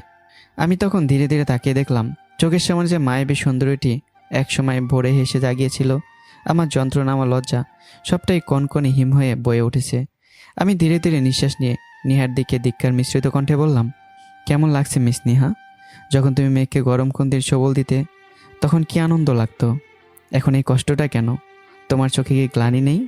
এই কৃষকের বাচ্চা, আমার ভাই পুলিশ। আমি আমার ভাইয়ের কাছে অভিযোগ করব, তোর করা অপমানের প্রতিশোধ নেব। আপনার ভাই পুলিশে থাকুক, আপনি চাইলে অভিযোগ করুন, আমি দেখব কে কার কী অবস্থায় দাঁড়ায়। কিছুক্ষণ নীরবতার পর আমি নিঃশ্বাসটা টেনে নেই। সামনে দাঁড়িয়ে সবাইকে নির্দিষ্ট করে জানাই, মেঘ আমার স্ত্রী। এই ধরনের আঘাত, অপমান এই ঘরে কেউ তার প্রতি, আঘাত তো দূরে থাক, তার দিকে চোখ তুললেই আমি তার চোখ তুলে নেব। তার সম্মান রক্ষা করা আমার দায়িত্ব। কেউ যদি তার আঘাত করে তাও না, যারা চোখে লজ্জা দেখায় আমি তাদের চোখের প্রতি করুণা দেখাবো না। মিস নিহা, তোমরা যে আমাকে ফাঁসানোর লক্ষ্য নিয়ে কাজ করেছো, যে উদ্দেশ্য হাসিল করতে চেয়েছো, সেই ঘৃণ্য পরিকল্পনা কখনোই সফল হবে না। আমি তোমাদের সেই পরিকল্পনায় পড়তে দেব না। এই কথাগুলো বলার পর আমার ভেতরে এক অদ্ভুত নিশ্চয়তা জাগে। মানবতা রক্ষার্থে আমি দাঁড়িয়ে রয়েছি। প্রেমের রক্ষা কবচ হয়ে আমি আরেকবার প্রতিজ্ঞাবদ্ধ। ঘরের মানুষের চোখে বিস্ময় আর অস্বস্তি। কেউ কেউ কানে কানে ফিসফিস করে, আবার কেউ কেবল চেয়ে থাকে। আর মেঘ কেবল চুপচাপ সবার দিকে তাকিয়ে আছে। তার হৃদয় এখন হালকা স্বস্তি, কারণ তার পাশে কেউ দাঁড়িয়ে আছে যে সে শুধু শব্দ নয়, প্রতিশ্রুতিও রাখে। আমি যে রূপ দেখিয়েছি, আমার শক্তি ও অদম্যতায় নিহার মায়ের মন জিম্মি হয়ে গিয়েছিল। ভয়ে উঠে বসে তার কণ্ঠে। এক পলকে সে বুঝতে পারল নিজে যে ছক কষেছে তা ভেঙে পড়ার আরও আশঙ্কা রয়েছে। তৎক্ষণাৎ সে নিজের পুলিশ ভাইকে ফোন করলো। চিন্তার তাৎপরতায় গলায় সে সব বলল, যেন ঘটনাকে সে ফির কন্ট্রোল করতে পারে। এদিকে ঘরের এক কোণে আমি চুপচাপ বসে আছি, চুপচাপ কিন্তু চোখে আগুন, গলায় অদ্ভুত এক স্থিরতা। একটু পরে আমি রাগে অশান্ত হয়ে উঠি, বাড়ি থেকে বেরিয়ে যাই। আমাকে আবদ্ধ রাখে না কোনো বাধা। মেঘের মনের অবস্থা আলাদা, আসছে শান্ত, অচেনা এক উষ্ণতা তার ভেতরে জাগে। তার জন্য কেউ লড়ছে, সজ্ঞানে সে যেন ভর করে উঠেছে। তার জন্যই সে দাঁড়িয়েছে রক্ষার প্রতিশ্রুতি হয়ে। নিহাও তার মা বলে, আমি কি নিজের পায়ে নিজেই কুড়াল মারছি নাকি? আজ রোদের যে রূপ দেখলাম তা কি এতই ভয়ঙ্কর? ভয়ে কাঁপছে, ভয় তাদের বুকে ধরপড় করছে। প্রায় 4 ঘন্টা পর আমি বাড়িতে ফিরে এলাম। গেটের কাছে এসে দেখি পুলিশ বাহন দাঁড়িয়ে আছে। হৃদয়টা মুহূর্তে কেঁপে উঠল। বুঝে গেলাম ঘটনা আরও জটিল রূপ নিয়েছে। আমি দ্রুত ফোনে কাউকে বার্তা দিলাম। পুলিশ অফিসারের সাথে কথা বলে বিষয়টা সমাধান করতে বলি। অপর প্রান্ত থেকে কেউ বলছে, চিন্তা করবেন না মিস্টার রোদ, আমি সব দেখছি। আমি দরজায় ঢুকতে মেঘ ছুটে আসে। রোদ, পালিয়ে যাও, নাহলে পুলিশ তোমাকে নিয়ে যাবে। মেঘ, এমন কিচ্ছু হবে না, তুমি চিন্তা করো না। ভেতরে ঢুকতে নিহার মা কণ্ঠ উঁচিয়ে চায়, ভাই, ক্রিমিনালটা এসেছে, ধরো ওকে, অ্যারেস্ট করো। পুলিশ অফিসার ধীর কণ্ঠে এগিয়ে এসে বলে, তুই তাহলে রোদ যে আমার ভাগ্নিকে গরম কুন্তি দিয়ে পুড়িয়ে দিলে? কথা বলার সঙ্গেই নীরবভীর কণ্ঠে কানে বাজে। তখনই নিহার মা হঠাৎ আমার দিকে চিলতে করে থাপ্পড় দিতে এলেই আমি তাকে ধরে থামাই। অফিসারের ফোনে একটা ফোন আসে। আমি তখন বললাম, অফিসার, আপনি ফোনটা আগে ধরুন, তারপর আপনার যা করার করবেন। ফোন রিসিভ করে অপর পাশ থেকে উচ্চকণ্ঠে যা শুনলো, অফিসার সাথে সাথে ফোন রেখে বলে, প্লিজ মিস্টার রোদ, আমার অনেক বড় ভুল হয়েছে, চাকরি যেন না যায় প্লিজ। কোনো কিছু না জেনে আসা, এটা আমার ভুল, আমি ক্ষমা চাইছি। এই বলে অফিসার চলে যায়। এই কথাগুলো ঘরের সবাইকে অবাক করে দেয়। একজন পুলিশ যে আমার থেকে ক্ষমা চেয়ে চাকরি রক্ষার জন্য অনুনয় করছে, তা যেন অবিশ্বাস্য। সবাই মধুর বিস্ময়ে ভেবে ওঠে এই ক্ষমতা, এই সম্পর্ক। নিহার মায়ের কণ্ঠে যে আগে দাবি ছিল তা আজ নিস্তব্ধ হয়ে পড়ে। নিহা কাঁপছে, তার মাও থরথর করে কাঁপছে, কারণ তাদের আশীর্বাদী শক্তি, তাদের ভরসার পাথর আজ কিছুই বলছে না। হঠাৎ নিহার মায়ের ফোনে আবারও কল এসে যায়। সে কম্পিত কণ্ঠে ফোন তুলে রিসিভ করে। অপর প্রান্ত থেকে তার ভাই পুলিশ অফিসার বলে উঠল কড়া কণ্ঠেই, কে এই ছেলে? কার সাথে ঝামেলা নিচ্ছ তোমরা? একেবারেই সরাসরি আমাকে পুলিশ প্রধান ফোন করে চাকরি কেড়ে নেওয়ার হুমকি দেখিয়েছে। তুমি কি ভাবছো আমি এমনি এমনি সহজে দৌড়ায় পালাবো? ছেলেটা সাধারণ কোনো ছেলে না, এই ব্যাপারে আমাকে আর ডাকবে না আপা। নিহার মায়ের গলা গলেই শুকনো হয়ে যায়, ঠোঁট কেঁপে ওঠে। এই যে তার বড় আশা, তার সমর্থন, আজ সেটাই কাঁপছে। আর নিহা, সে রীতিমতো ভীত ও অনিশ্চিত। আগের দিন যে মামার পার পাওয়ায় তারা এত আত্মানন্দিত ছিল, আজ দেখা যাচ্ছে সেই মামাই ভয়ে কেঁপে গেছে। কারণ আমার চোখে যে অশান্তি, সে অশান্তিতে কারো ক্ষমতাও নড়ে চমকে ওঠে। ঘরে হঠাৎ নীরবতা বিরাজ করে, লোকের মুখে কিচ্ছু নেই। সবার মনে আগে এক প্রশ্ন জাগে, এই দিনটা কি ঘটে গেল? আমার ধীর চলা, মেঘের আঁচল ধরার হাত, সবই যেন এক নতুন অধ্যায় সূচনা করে। সেখানে কৌশল, ক্ষমতা আর সৌজন্যের মেলবন্ধন মিলছে। কিন্তু এক কথা স্পষ্ট, নিহার ও মায়ের চোখ ভেঙে পড়তে শুরু করেছে এবং আমার নীরব শক্তি আর সবার সামনে স্পষ্ট ফল বয়ে আনছে। রুমে ফিরে আমি নিঃশব্দে বসে পড়লাম। মেঘ তখন স্থির হয়ে তাকিয়ে আছে আমার দিকে, চোখে বিস্ময়, কৌতূহল আর একটু ভয় মিশে আছে, যেন তার মনের গভীরে হাজারটা প্রশ্ন একসাথে মাথা তুলেছে। কিন্তু মুখে কেবল একটা শব্দই বের হলো, রোদ। আমি হালকা এসে তার দিকে তাকালাম আর কোমল স্বরে বললাম, কি হলো মেঘ, এমন করে তাকিয়েছো কেন? কিছু ভাবছো? মেঘ কিছুক্ষণ চুপ থেকে বলে, আসলে আমি এখন কিছুই বুঝতে পারছি না তুমি কে, তোমার আসল পরিচয়টা কি? পুলিশের মতো একজন লোক যে আমার সৎমা আর নিহার কথার মুহূর্তেই রেখে গিয়েছিল, সে হঠাৎ তোমার এক ফোনে ক্ষমা চাইলো? বলো রোদ, এমনটা হয়? আমি একটু মুচকে হাসলাম, কিন্তু চোখের কোণে এক গভীর গাম্ভীর্য খেলে যায়। মেঘ, আসলে ব্যাপারটা তেমন কিছুই না। পুলিশ প্রধানের একমাত্র ছেলে একবার ভয়ানক অ্যাক্সিডেন্ট করেছিল। আমি তখন একা ছিলাম, রাস্তা দিয়ে যাচ্ছিলাম। ছেলেটার অবস্থা দেখে আর দাঁড়াতে পারিনি। আমি নিজেকে হাসপাতালে নিয়ে যাই আর নিজে রক্ত দিই। তখন পুলিশ প্রধান কৃতজ্ঞ হয়ে বলেছিল, যখনই প্রয়োজন হবে আমাকে বলো, আমি তোমার পাশে থাকবো। আর সেই কথাটা উনি রাখলেন। এই যা। আমার কথা শুনে মেঘ কিছুক্ষণ নির্বাক হয়ে থাকে, তার চোখে অবিশ্বাসের ছায়া। মনে হচ্ছে যেন কোথাও একটা ধোঁয়াশা জমে আছে। রোদ, আমি জানি না তুমি সত্যি বলছো নাকি লুকাচ্ছ কিছু, কিন্তু একটা কথা বলি, তুমি যদি কখনো আমাকে ছেড়ে চলে যাও তাহলে আমি বাঁচবো না। নিহা আর আমার সৎমা এবার আমাকে একেবারে জানে মেরে ফেলবে। দাদাও এখন পাশে নেই। আমি একদম ওর কাছে গিয়ে মাথায় হাত রেখে বললাম, না মেঘ, ভয় পেও না। আমি কাউকে ভয় পাই না। এই বাড়ি ছেড়ে যদি কখনো যাই, তোমাকে নিয়ে যাব। তোমাকে একা ফেলে কোথাও যাব না, এই প্রতিশ্রুতি দিলাম। এই কথা শুনে মেঘা নিজেকে সামলাতে পারে না, আমার বুকের উপর মাথা রেখে কাঁদতে শুরু করে। সেই কান্না কৃতজ্ঞতার, সেই কান্নায় আশ্রয় পাওয়ার। আমি ওর চুলে হাত রেখে নরম গলায় বললাম, চুপ করো মেঘ, এখন থেকে তোমার কষ্ট আমার কষ্ট। আমি আছি, কিচ্ছু হবে না। অন্যদিকে নিহার রুমে চলছে এক অন্য নাটক। নিহার মার আগে পুষছে, তার চোখ রক্তবর্ণ। তুই কাকে নিয়ে এসেছিস রে নিহা? ওর আচরণ, ওর গলা, ওর আত্মবিশ্বাস, এইসব দেখে কি মনে হয় ও কোনো গরিব কৃষকের ছেলে? তুই কি নিশ্চিত ওর আসল পরিচয় জানিস? নিহা বিরক্ত হয়ে বলল, মা, তুমি আবার কি সব বলছো? আমি ওকে ভালো করে চিনি, ভার্সিটিতে সবাই জানে রোদ গরিব, গ্রামের কৃষকের ছেলে, পুরো হাবা গোবা, শুধু একটু সুন্দর দেখতে। তাই আমি ভেবেছিলাম ওকে দিয়ে খেলাটা সহজ হবে। তাছাড়া মা, আমি তো জানতামই না ওর ভিতরে এমন আগুন আছে। নিহার মা টেবিলের উপর হাত মেরে বলে, এই আগুনই কিন্তু তোকে পুড়িয়ে মারবে, বুঝলি? তুই যেভাবে ওর জীবন নিয়ে খেলেছিস, এখন মনে হয় তুই নিজের পায়ে নিজেই কুড়াল মেরেছিস। আজ পুলিশ অফিসার পর্যন্ত ওর ভয়ে কাঁপছে, ভাববি তো?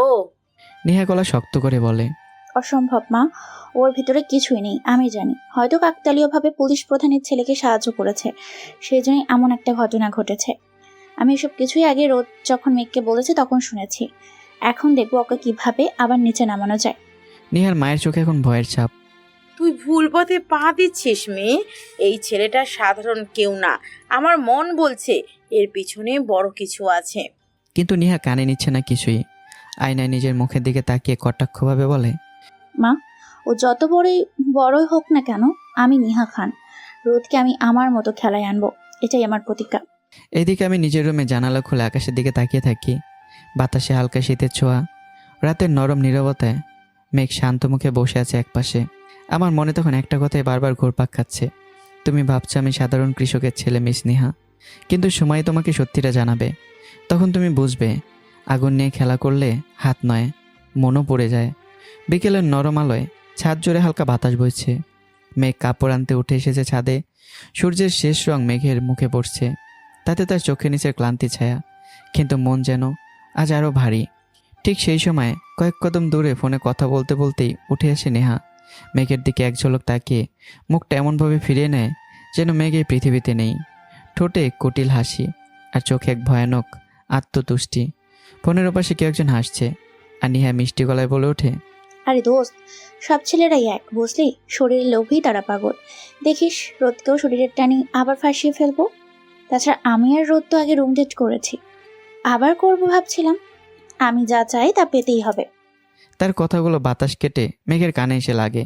এক মুহূর্তে যেন তার বুকের ভেতরটা ফেটে যায়, হৃদয়ের ধুকপুকানি থেমে যায় কিছুক্ষণের জন্য। নিহা হাসতে হাসতে রুমের দিকে চলে যায়, আর মেঘ এক দৃষ্টিতে তাকিয়ে থাকে আকাশের দিকে। সেই আকাশে যেন আজ কোনো রং নেই, শুধু প্রশ্নের কালো মেঘ। রুমে ফিরে এসেই মেঘ কাপড়গুলো গুছিয়ে রাখতে গিয়ে থেমে যায়। চোখের পাতা ভারী হয়ে আসে, বুকের ভিতরে অজানা যন্ত্রণা। নিজের মনে নিজেই বলতে থাকে, না রোদ, এমন না। ওর চোখের দিকে তাকালেই বুঝি ওর মধ্যে কোনো কপকটতা নেই। একই বিছানায় শুয়ে আছি দিনের পর দিন, অথচ একবারও সে আমাকে স্পর্শ করেনি। যে মানুষ নিজের অধিকার থেকেও নিজেকে সংযত রাখে, সে কি করে শরীরের লোভে নিহার মতো মেয়ের ফাঁদে পা দেবে? এক ফোঁটা অশ্রু গড়িয়ে পড়ে মেঘের গাল বেয়ে। তার কণ্ঠে এক নিঃশব্দ প্রতিজ্ঞা, না রোদ, আমি তোমাকে সন্দেহ করব না। তুমি আমাকে যেভাবে সুরক্ষা দিয়েছ, তেমনি আমি তোমার প্রতি বিশ্বাস রাখবো। যে সত্যিটা লুকিয়ে আছে তা আমি খুঁজে বের করব, যে কোনো মূল্যে। বাইরে হঠাৎ মেঘের গর্জন, ভেতরে অন্য এক মেঘের নীরব ঝড়। যে ঝড়ে শুরু হয়েছে বিশ্বাস আর সন্দেহের মাঝখানে, কিন্তু সেসবে ভালোবাসা আর সত্যের তীব্র সংঘর্ষে। রাতের নীরবতা, চাঁদের আলো ছাদ থেকে ধীরে ধীরে নেমে আসছে ঘরের কোণে। বাতাসে হালকা ঠান্ডা ভাব, কিন্তু তার চেয়ে ঠান্ডা হয়ে আছে মেঘের বুকের ভেতরটা। সে জানালার পাশে দাঁড়িয়ে নিজের মনকে বোঝানোর চেষ্টা করছিল, না রোদ, এমন না। রোদ, এমন হতে পারে না। ঠিক তখনই দরজার পাশে নিঃশব্দে এসে দাঁড়ায় নিহা। চোখে অদ্ভুত এক বিদ্রুপের হাসি নিয়ে বলে, কিরে মেঘ, এত ভাবনামগ্ন? জানিস আজকে তোর কপাল যে খারাপ। রোদ, সেই রোদ যাকে তুই ভেবেছিস সৎ, ভালো আর ভালোবাসায় ভরা, সে আসলে একটা প্লে বয়। মেয়েদের শরীর ছাড়া কিছুই বোঝে না। মেঘ হতভোগ হয়ে তাকায় তার দিকে, চোখে যেন অবিশ্বাসের ঝড়। নিহা অবলীলায় বলে চলে, রোদের সাথে শুধু আমি না, আরো অনেক মেয়ের সাথে তার সম্পর্ক ছিল। তার শরীরের ক্ষুধা মেটাতে যা খুশি করতে পারে। তুই বুঝলি না কিছু? মেঘ কাপা গলায় বলে, নিহা, আমি তোর এই কথাগুলো কোনো দিনও বিশ্বাস করব না। রোদের উপর আমার ভরসা আছে, আমার বিশ্বাস আছে। বাহ, এত বিশ্বাস কিসের বলতো? রোদের মধ্যে এমন কি পেলি যে তুই চোখ বুঝে বিশ্বাস করছিস? একজন পুরুষের চরিত্র কেমন তা তার স্ত্রী ছাড়া আর কেউ বোঝে না নিহা। আমি তাকে প্রতিদিন দেখি, তার চোখের দৃষ্টি বুঝি, তার নীরবতা বুঝি। সে কখনো আমার উপর নিজের অধিকার খাটানোর চেষ্টা করেনি, অথচ আমি তো তার বৈধ স্ত্রী। তুই ভাব, একই বিছানায় একই ছাদের নিচে থেকেও সে আমার ইচ্ছার বিরুদ্ধে আমাকে ছোঁয়নি। এটা কি এক লম্পটের কাজ হতে পারে? মেঘের চোখে তখন দৃঢ় বিশ্বাসের আগুন, আর নিহা সেই আগুনে যেন হিংসায় দগ্ধ হয়। ঠোঁট বাঁকিয়ে বলে, বাহ, খুব। এত পীড়িত, এত ভালোবাসা, দেখি কয়দিন থাকেই নাটক। মেঘ এবার কিছুটা কঠিন কণ্ঠেই বলল, নিহা, আমি তোকে ভালো করেই চিনি। তুই যেমন, তোর মাও তেমন। তোরা দুজনে আমাকে ঘৃণা করিস, আমার শান্তি কেড়ে নিতে চাস। কারণ আমি সুন্দর, কারণ মানুষ আমাকে ভালোবাসে। কিন্তু জানিস, সৌন্দর্য আমার অহংকার না, আমার অভিশাপ হয়ে দাঁড়িয়েছে তোদের মতো হিংসুক মানুষের জন্য। তুই বড় মুখ করে কথা বলছিস মেঘ, কিন্তু মনে রাখিস, প্রথমে রোদকে তোদের জীবন থেকে কেড়ে নিব, তারপর তোর জন্য এমন বন্দোবস্ত করব যে তুই চিৎকার করবি, তবুও কেউ শুনবে না। এই বলে নিহা দরজা বন্ধ করে চলে যায়। আর ঠিক সেই মুহূর্তে আড়ালের অন্ধকার থেকে আমি বেরিয়ে আসি। আমার মুখে মিশে আছে নিস্তবতা, বিস্ময় আর ক্রোধ। আমি নিঃশব্দে দাঁড়িয়েছিলাম এতক্ষণ। মেঘ আর নিহার সমস্ত কথোপকথন শুনে ফেলেছি। চাঁদের আলো এসে পড়ে আমার মুখে। সেখানে দেখা যায় এক পুরুষের হৃদয়ের গভীর ক্ষত, যে এখন বুঝে গেছে ভালোবাসা এই ঘরে ষড়যন্ত্রের আগুন জ্বলছে নিঃশব্দে। আমি সব শুনে ফেলি নিহার কথা। মুহূর্তেই রাগে রক্ত মাথায় উঠে যায়, মনের ভেতর আগুন জ্বলে ওঠে। এই নিহার জন্যই তো নিজের রাজপ্রাসাদ, নিজের সম্মান সব ছেড়ে দিয়েছি। তার কথাতেই তার দাদার ড্রাইভার হয়েছে আমি। কিন্তু আমার মা বাবা জানে আমি হোস্টেলে আছি। এখানে না আসলে, মেঘকে বিয়ে না করলে এই নিহার এত রূপ কোনোদিনও দেখতে পারতাম না। আজ দেখি নিহার আসল রূপ। আর কটা রূপ লুকিয়ে রেখেছো তুমি নিহা। আমি ঠোঁটে হালকা হাসি টানি, কিন্তু সেই হাসির ভেতর বিষ। আর মনে মনে বলে উঠি, আল্লাহ যা করেন ভালোর জন্যই করেন। মেঘের সঙ্গে বিয়েটা দুর্ঘটনা ছিল, কিন্তু আজ বুঝেছি ওই আমার জন্য সেরা। মেঘের মতো মেয়েকে স্ত্রী হিসেবে পাওয়া ভাগ্যের ব্যাপার। অন্যদিকে নিহার মা রিনা খান ঠান্ডা গলায় বলে ওঠে, এখন এই রোদটাকে কিভাবে সামলাবি চিন্তা করে দেখ। বেশ বাড়াবাড়ি করছে ছেলেটা। নিহা ঠোঁট কামড়েই বলে, মা, গতকাল বড়বাবু ফোন করেছিলেন বাবাকে। বৃষ্টি আপুর বিয়ে 2 মাস পর। 2 দিনের মধ্যে সবাই দেশে আসছে, সাথে আসবে আকাশ ভাইয়া। আকাশ? আরে ও তো পুরো সাইকো, কারো কথা শুনে না। সামান্য উল্টা কিছু হলেই মানুষকে পিটিয়ে মারে। এখানকার এমপি ছেলেকে পিটিয়ে হাসপাতালে পাঠাইছে। কাউকে মানে না, কারো কথা শুনে না, এক গড়ে। কিন্তু মা, এই সাইকো মেঘের জন্য পাগল। বড় বাবা নাকি পুরো পরিবার নিয়ে দেশ ছাড়েছেন, কারণ আকাশ ভাই মেঘকে নিয়ে অসহ্য মাত্রায় পাগলামি করেছে।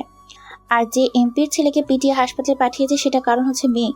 ঠিক বলেছিস, রোদকে থামাতে পারবে একমাত্র আকাশ। ওর মনে ভয় নেই, আকাশ শুধুমাত্র নিজেকে ভয় পায়। ওর বুদ্ধিও আছে।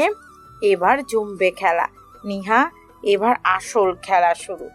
চলুন জেনে আসি এই আকাশকে। আকাশ এক ভয়ঙ্কর নাম। আকাশ মেঘের বাবার বড় ভাইয়ের একমাত্র ছেলে, খান পরিবারের একমাত্র উত্তরাধিকারী, একজন মানুষ যে শুধু নিজেকেই ভয় পায়। আকাশের চোখে মেঘ একমাত্র আসক্তি, তার একমাত্র দুর্বলতা মেঘ। নেহা প্রতিদিনই মেঘ সম্পর্কে সন্দেহজনক কথা ছড়াতো, আর আকাশ সেই কথাগুলো বিশ্বাস করে মেঘের উপর চালাতো নির্মম নির্যাতন, মানসিক, শারীরিক, এমনকি আত্মারও, যা দেখে সাধারণ মানুষের শরীর শিউরে উঠবে। আকাশ এক সাইকো। সে এখন জানে না মেঘ এখন আমার স্ত্রী। যেদিন সে জানবে সেদিন হয়তো রক্তে রঙিন হবে এই খানবাড়ি। আমার ভাগ্যে কি আছে, বাঁচা না মৃত্যুর ভয়ঙ্কর ছায়া? আর মেঘের, সে কি মুক্তি পাবে, নাকি আকাশের পাগলমর আগুনে পুরো ছাই হয়ে যাবে? আমি নিঃশব্দে নিজের রুমে ঢুকি। চারপাশ যেন ভারী নীরবতা। ওয়াশরুমে গিয়ে মুখে ঠান্ডা পানি ছিটিয়ে নেই। আগের রাতে ক্লান্তি, নেহার কথার বিষ এখনও বুকের ভিতরে জ্বলছে। ঠিক তখনই টেবিলের উপর রাখা ফোনটা কাঁপতে শুরু করে। স্ক্রিনে ভেসে ওঠে বাবা কলিং। মেঘ ফোনটা তুলে নেয়, পর্দার দিকে তাকিয়ে হালকা কণ্ঠে বলে, রোদ, তোমার বাবার ফোন। আমি মুহূর্তে তড়িঘড়ি করে বেরিয়ে আসি, চুল ভেজা, চোখে অস্থিরতা। ফোনটা কানে নিয়ে বললাম, হ্যালো বাবা। ওপাশে কি বলা হচ্ছে মেঘ সেটা শুনতে পায় না। আমার মুখ ক্রমশই গম্ভীর হয়ে আসে। কথার শেষে আমি চুপচাপ ফোন রেখে দেই। মেঘ এগিয়ে এসে জিজ্ঞাসা করে, কি বলেছেন বাবা? বাবা জরুরিভাবে গ্রামের বাড়ি যেতে বলেছে, মনে হয় কোনো গুরুত্বপূর্ণ কাজ আছে। মেঘ মৃদু হাসে, যদিও চোখে একটা উদ্বেগের ছায়া। যেহেতু জলিলি বলেছে, তুমি যাও, কাজটা শেষ করে এসো। আমি মেঘের দিকে তাকিয়ে বললাম, এই বাড়িতে তোমাকে একা রেখে কেমন করে যাই বলো? মেঘ হাত বাড়িয়ে আমার গাল ছুঁয়ে দেয়, কণ্ঠে নরম দৃঢ়তা। তুমি যাও, আমি সব সামলে নেব। ওরা আর এত সহজে আমার কাছে আসবে না। আমি চোখে ঘেঁষে বলতে চাই, কিন্তু শব্দ হারিয়ে ফেলি। নিঃশব্দে মেঘের কপালে এক চিলতে চুমু দিয়ে ঘর থেকে বেরিয়ে আসি। পরদিন সকাল, আমার ফেরা রাজপ্রাসাদে। সূর্যের আলোয় ঝলমল করছে চৌধুরী পরিবারের রাজপ্রাসাদ। আমি গাড়ি থামাই বিশাল গেটের সামনে। দীর্ঘদিন পর এই প্রাসাদে ফেরার সময় বুকের ভিতর কেমন যেন এক অজানা ভার।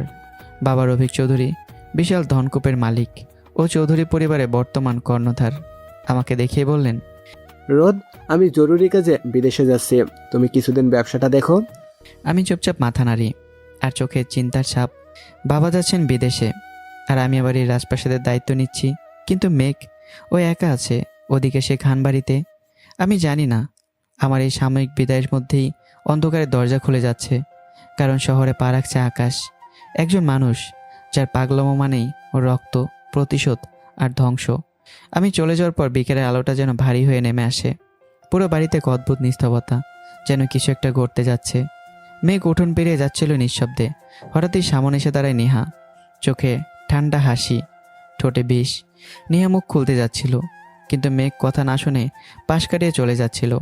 তখনই নেহার কণ্ঠে বাজের মতো শব্দ, মেঘ আর একদিন হাসি খুশি কাটিয়ে, তোর জম এসে পড়েছে। তোর আর রোদের জীবন আমি জাহান্নাম বানিয়ে ছাড়বো। মেঘ থেমে দাঁড়ায়, ধীরে ধীরে পিছনে ফিরে তাকায়, চোখে ভয় নয় বিস্ময়। নরম কিন্তু দৃঢ় গলায় বলে, কি বলতে চাস নিহা, স্পষ্ট করে বল। নেহা ঠোঁট বাঁকিয়ে হেসে বলে, তুই এত তাড়াতাড়ি কেমন করে আকাশ ভাইকে ভুলে গেলি? আকাশ ভাই? এই নামটা উচ্চারণের সাথে সাথে মেঘের মুখ থেকে রং উড়ে যায়, চোখ বড় বড় হয়ে ওঠে, হাত কাঁপে, শরীর জমে যায়। মনে হয় এক মুহূর্তে পুরো পৃথিবী অন্ধকার হয়ে গেছে তার। নেহা এক পা এগিয়ে আসে, চোখে আগুনের ঝিলিক। মেঘ, আগামীকাল বড় বাবা আর তার পরিবার আসছে, সাথে আসবে আকাশ ভাইয়া আর বৃষ্টি আপু। ভাবছিস এবার তোর আর রোদের কি হবে? দাদাও এখন তোর বিপক্ষে। বড় বাবার একটু সমর্থন হয়তো পাবি, কিন্তু আকাশ, সে কাউকে ভয় পায় না, কাউকে না। মেঘের নিঃশ্বাস ভারী হয়ে আসে, কিছু না বলেই ছুটে যায় নিজের রুমে। দরজা বন্ধ করে দেয় প্রচণ্ড শব্দে। ঘরের অন্ধকারের কোণে গুটিসুটি মেরে বসে পড়ে সে। দুহাত মুখে চেপে ধরে কাঁপতে থাকে। চোখের পানি থামার নাম নেয় না। হৃদয়ের ভেতর যেন পুরনো সব ভয়, সব দুঃখ আবারও জেগে উঠছে। আকাশ ভাই না, রোদকে আকাশ ভাইয়ের কাছ থেকে দূরে রাখতে হবে। রোদকে কোনোভাবেই ওর সামনে পড়তে দেওয়া যাবে না। আকাশের আগমন পাগলামেই শুরু। মেঘের কণ্ঠ ফিসফিসিয়ে ভাঙা, বাতাসে শুধু তার নিঃশ্বাস আর কান্নার শব্দ। বাইরে সন্ধ্যা নামে, আর অন্ধকারের সঙ্গে নেমে আসে এক আসন্ন ঝড়ের পূর্বাভাস। এক জায়গায় সারা রাত গুটিসুটি মেরে কান্না করতে করতে অবশেষে ঘুমিয়ে যায় মেঘ। তার মুখ ভিজে ওঠে অশ্রুতে, চোখের নিচে ক্লান্তির ছাপ।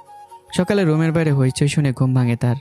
দরজা খুলে বাইরে আসতেই দৃশ্যটা দেখে মেঘের রক্ত যেন জমে যায়।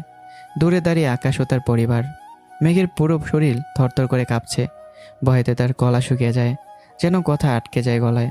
এই দৃশ্যটা নেহা খেয়াল করে। ঠোঁটে এক দুষ্ট হাসি ফুটে ওঠে। সে ধীরে ধীরে আকাশকে ইশারায় একপাশে নিয়ে যায়।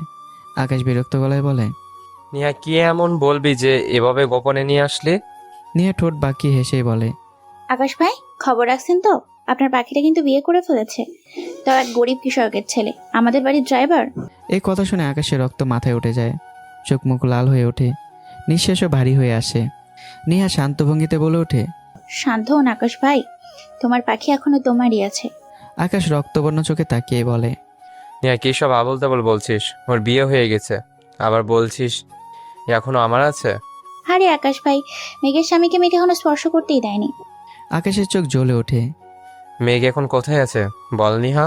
নেহা ঠান্ডা গলায় বলে, ওর ঘরে, চাইলে এখনই দেখতে পারো। অন্যদিকে আমি বাবার অফিসে বসে কাজ করছি, কিন্তু মনটা পুরো অন্যত্র। কলম হাতে নিলেও ভাবনা একটাই, মেঘ এখন কেমন আছে? সে কি নিরাপদে আছে? কেউ কিছু বলছে না তো? আমি জানি না ঠিক এই মুহূর্তে এক ভয়ঙ্কর মানুষ মেঘের দরজার সামনে দাঁড়িয়ে আছে। মেঘের ঘর, ঝড়ের শুরু। দরজায় হঠাৎ প্রচণ্ড ধাক্কা। মেঘ চমকে ওঠে, চোখ বড় হয়ে যায়। দরজা খুলতেই সামনে দাঁড়িয়ে আকাশ, রক্তবর্ণ চোখ, মুখে শয়তানি হাসি। মেঘের ভয়ে শরীর জমে যায়, তবুও কাপা কণ্ঠে বলে, আকাশ ভাই প্লিজ এখান থেকে চলে যান। আকাশ মুখে এক ডেভিল হাসি টেনেই বলে, হায় রে, অনেকদিন পর তোর মুখে আকাশ নামটা শুনে মনটা শান্ত হয়ে গেল। এই বলে আকাশ এগিয়ে এসে মেঘের কোমর জড়িয়ে একটানে টেনে নেয় নিজের কাছে। মেঘ কাপা কণ্ঠে বলে, আকাশ ভাই, আমি বিবাহিত, আমার সঙ্গে এমন করবেন না। আকাশের ঠোঁটে ঠাট্টা হাসি ফোটায়। তোরে এভাবে কি প্রথম স্পর্শ করছে নাকি? আগেও তো করেছে, এখন তো কাপড়ের ওপর স্পর্শ করছে, কয়েকদিন পর কাপড়ের ভেতর। বুঝছিস? মেঘ কেঁদে ওঠে, তবুও সাহস করে বলে, আকাশ ভাই প্লিজ, সারাটা জীবন আমাকে কষ্ট দিয়েছেন, মানসিক শারীরিক সব নির্যাতন সহ্য করেছি, এখন অন্তত একটু শান্তি দেন আমাকে। আমার জীবনের সুখ শান্তি কেড়ে নিয়ে তুই এখন নিজের শান্তি খুঁজছিস? শোন, তোর স্বামী তোকে এখনো ছুঁয়েও দেখেনি, তা আমি জানি। তোকে প্রথম যে ছোবে সে আমি আকাশ, শুধু আমার মেঘ, শুধু আমারই। মেঘ এবার বুক ভরে নিঃশ্বাস নেয়, চোখের জলে সাহসের ঝিলিক নিয়ে বলে, তোমার মতো সাইকো মানুষ আমাকে স্পর্শ করার আগে আমি নিজেকে শেষ করে দেব। আমার শরীরে অধিকার আছে শুধু আমার স্বামী রোদের। আমার শরীরে প্রথম ও শেষ স্পর্শ হবে শুধু রোদের। আকাশ থমকে দাঁড়ায়। রোদ নামটা শুনে তার চোখে আবার আগুন জ্বলে ওঠে। রোদ? দেখে নেব তোর রোদকে, প্রয়োজনে ওকে আমি শেষ করে দেব। এই বলে সাইকো আকাশ ঘর থেকে বেরিয়ে যায়। দরজার শব্দে ঘর কেঁপে ওঠে। মেঘ মেঝেতে বসে পড়ে, চোখ বেয়ে নেমে আসে অজর অশ্রু। তার হৃদয়ে বাজে একটাই চিন্তা, রোদ, আমাকে আকাশ ভাইয়ের কাছ থেকে বাঁচান, যেভাবেই হোক। আকাশ চলে যাওয়ার পর ঘরটা যেন হিমশীতল নীরবতায় জমে গেল। মেঘের শরীর আর মাথা কিছুই মানছিল না। সে ধপ করে ফ্লোরে বসে পড়ল। চোখের কোণ বেয়ে অশ্রুধারা গড়িয়ে নামতে লাগলো, নিরবিচ্ছিন্ন স্রোতের মতো। সৌভাগ্য স্বরে সে শুধু ফিসফিস করে বলতে লাগলো, রোদ তুমি কোথায়? তুমি এখন কোথায় রোদ? এই সাইকোর হাত থেকে আমাকে বাঁচাও প্লিজ রোদ, তুমি ফিরে এসো। তার গলার স্বর ক্রমশ ভারী হয়ে আসে, আর ঘরে নীরবতা ছিন্নভিন্ন হয়ে যায় সে কান্নার শব্দে। অন্যদিকে আমি নিজের অফিসে বসে হাতের ফোনটা বারবার তুলি, আবার নামিয়ে রাখি। মনটা যেন ছটফট করছে। মেঘের কথা মনে পড়ছে, তার ভয় ভরা চোখ, তার নিঃশব্দ দৃষ্টি। হঠাৎই ফোন করতে গিয়েও থেমে যাই। নিজের কপালে হাত রেখে ভাবি, ধুর, তাড়াহুড়ো করে আসতে গিয়ে তো মেঘের নাম্বারটাও নেওয়া হলো না। এতদিন একসাথে ছিলাম, কখনো প্রয়োজন হয়নি, আজ কেন এমন জরুরি হয়ে পড়লো? অন্যদিকে মেঘের অবস্থাও একই। সে বারবার ফোন করছে, কিন্তু আমার নাম্বার তো তার কাছে নেই। মনটা যেন হাহাকার করে উঠছে। আমার কণ্ঠটা একবার শুনতে পারলেই হয়তো সে একটু সাহস পেত। ঠিক তখনই বাড়ির বাইরে থেকে কেউ ডাক দেয়, মেঘ, মেঘ, বাইরে আয়। এটা ছিল মেঘের বড় বাবা আসলাম খানের ডাক। মেঘ ভয়ে, উৎকণ্ঠায় আর একরাশ অস্থিরতায় তাড়াহুড়ো করে দরজা খুলে বাইরে আসে। আসলাম খানের রোষে আগুন। আসলাম খান মুখে কঠোর ভাব নিয়ে বলে উঠলেন, মেঘ, এমন একটা জঘন্য কাজ তুই করলি, আমাদের মান সম্মান একেবারে মাটিতে মিশে গেল। তোকে আমি নিজের মেয়ের মতো দেখেছি। তোর জন্যই আমরা পুরো পরিবার নিয়ে বিদেশ চলে গিয়েছিলাম। তোর জন্যই তো আকাশ পাগল হয়ে এমপির ছেলেকে পিটিয়ে হাসপাতালে পাঠিয়েছে। মেঘ কিছুই বলে না, মাথা নিচু করে দাঁড়িয়ে থাকে। চোখ থেকে নীরবে অশ্রু গড়িয়ে পড়ছে। আসলাম খান আরও বলেন, যাই হোক, এখন সেই ড্রাইভার কোথায় যাকে নিয়ে তুই ওই নাটক করেছিস? তাকে বল আমার সঙ্গে দেখা করতে। মেঘ ধীর গলা নামিয়ে বলে, বড় বাবা, রোদ কিছু জরুরি কাজে গ্রামের বাড়ি গেছে। আসলাম খান ঠোঁট চেপে হেসেই বলেন, গ্রামের বাড়ি গেছে নাকি পালিয়ে গেছে? যাই হোক, ফিরে এলে বলিস আমার সঙ্গে দেখা করতে। ঠিক তখনই মেঘের বাবা আরমান খান পাশে এসে ধীরে বলেন, ভাই, রোদ ছেলেটাকে আমি পর্যবেক্ষণ করেছি, সে পালিয়ে যাওয়ার মতো মানুষ না। মেঘ চুপ করে রুমের দিকে ফিরে যায়। পেছন থেকে আকাশ ধীরে ফিস করে বলে ওঠে, মেঘ, রাতে আসবো, একটু সেজে গুজে থাকিস আর দরজাটা খোলা রাখিস। আকাশের কথায় মেঘের শরীর ঠান্ডা বরফের মতো হয়ে যায়। গায়ের সমস্ত লোম খাড়া হয়ে ওঠে। সে এক মুহূর্ত দেরি না করেই ছুটে গিয়ে দরজা বন্ধ করে দেয়। হৃদস্পন্দন যেন কানে বাজতে থাকে। বৃষ্টির কণ্ঠে ন্যায়ের ডাক। মেঘ চলে যাওয়ার পর আকাশের বোন বৃষ্টি নরম স্বরে বলে ওঠে, আব্বু, মেঘের এখন বিয়ে হয়েছে, ওর তো স্বামীর বাড়ি থাকা উচিত। আপনি ওকে ওর জায়গায় ফিরে যেতে বলুন। আসলাম খান মুচকি এসেই বলেন, বৃষ্টিমা, এই বাড়িতে তোর যেমন অধিকার আছে তেমনই মেঘেরও সমান অধিকার আছে। ওর জায়গা কেউ কেড়ে নিতে পারবে না। খান ম্যানশনের এক প্রান্তে তখন গভীর সমালোচনায় মগ্ন দুই ভাই, আসলাম খান ও আরমান খান। দুজনের মুখে তীব্র চিন্তার রেখা, যেন আসন্ন কোনো ঝড়ের পূর্বাভাস আজ করছে দুজনই। আসলাম খান ধীর কণ্ঠে বলেন, আরমান, রোদ ছেলেটাকে কেমন পর্যবেক্ষণ করেছিস? আমি আসলে চিন্তা করছি আকাশকে নিয়ে। সে কি মেঘের বিয়ে মেনে নিবে? আকাশ কি শান্তিতে বাঁচতে দেবে রোদ আর নামের ওই ছেলেটাকে? আরমান খান মৃদু হেসেই বলেন, ভাইয়া, তুমি চিন্তা করো না, তোমার ছেলের এবার ঠিকঠাক মানুষের সাথেই পাঙ্গা পড়ছে। রোদ যে কে তা তুমি এখনো জানো না। আসলাম খান একটু বিস্মিত হয়ে বলেন, মানে তুই তাহলে রোদ ছেলেটার আসল পরিচয় জানিস? আরমান খান মাথা নেড়ে বলেন, হ্যাঁ ভাইয়া, সব জানি, কিন্তু এখন কিছু বলবো না। শুধু একটা কথা মনে রেখো, আকাশকে রোদের সাথে পাঙ্গা নিতে দিও না। আসলাম খান চুপ করে যান। তার দৃষ্টি দূরের শূন্যতায় হারিয়ে যায়, যেন ভবিষ্যতের কোনো অনিশ্চিত ছায়াকে তিনি খুঁজছেন। 7 রাতের নিঃশব্দ ভয়ে দিন যায় রাত আসে। এভাবেই কেটে যায় পুরো 7টি দিন। এই 7 দিন আকাশ বহুবার চেষ্টা করেছে রাতের অন্ধকারে নিঃশব্দ পায়ে মেঘের দরজার সামনে এসে দাঁড়াতে, সে দরজায় টকটক শব্দও তুলতে, কিন্তু মেঘ প্রতিবারই দরজাটা শক্ত করে বন্ধ রাখত। হৃদয়ে আতঙ্ক জমে থাকতো প্রতিটি শব্দে। আকাশ ফিরে যেত, কিন্তু তার চোখের দৃষ্টি যেন বলে যেত, এইবারও নয়, তবে পরের বার। আকাশের প্রস্থান। আজ সকালে আকাশ ঠিক করেছে বন্ধুদের সঙ্গে কক্সবাজার যাবে, একটু ঘুরে আসবে, একটু মুক্ত বাতাসে নিঃশ্বাস নেবে। সকাল ঠিক 10টা। আকাশ গাড়িতে উঠে রওনা দেয় সমুদ্রের পথে। বাড়িটা কিছুটা নীরব হয়ে যায়। মেঘ এখনও ঘরে, মনটা ভারে পূর্ণ, ভয়ে ক্লান্তি আর এক অজানা আশঙ্কা। ঠিক তখনই দরজার ওপাশে টকটক শব্দ। মেঘের বুক ধরপড় করে ওঠে, গলার স্বর শুকিয়ে যায়। সে জানে এই আওয়াজের মানে যদি আবার আকাশ হয়, তবে আজ হয়তো কিছু ভয়ানক ঘটবে। সে দরজা খোলে না। টকটক শব্দটা আবারও হয়, এবার একটু জোরে, তবুও সে নীরব। হঠাৎ দরজার ওপাশ থেকে পরিচিত কোমল গভীর এক কণ্ঠ ভেসে আসে, মেঘ, আমি রোদ, দরজা খোলো। এক মুহূর্তের জন্য যেন সময় থেমে যায়। মেঘের চোখের জল হঠাৎ থেমে গিয়ে তারপর আবার গড়িয়ে পড়ে, কিন্তু এবার সে কান্নার ভয় নয়, যেন স্বস্তি। সে একটানে দরজা খুলে ফেলে আর আমাকে দেখে ঝাঁপিয়ে পড়ে আমার বুকে, অযোধ্যারায় কাঁদতে থাকে, যেন সেই বুকের ভেতরে তার পৃথিবীর সব নিরাপত্তা, সব আশ্রয় লুকিয়ে আছে।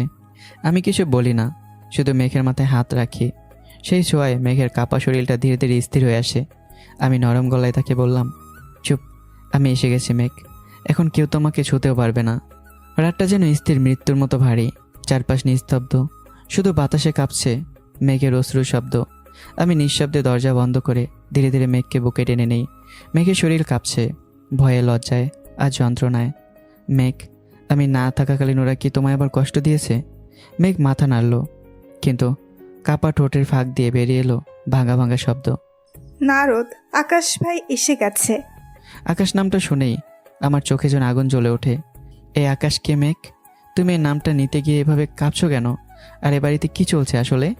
নিহা আমার সাথে ভালোবাসার অভিনয় করলো, তারপর ফাঁদে ফেললো আমাদের দুজনকে, এরপর আমাদের বিয়ে। নিহা এত কিছু, কিন্তু কেন? এত লাভটা কি? আর এখন নতুন নাম আকাশ। একটা মেয়ের উপর কেউ এতটা নির্দয় কিভাবে হতে পারে?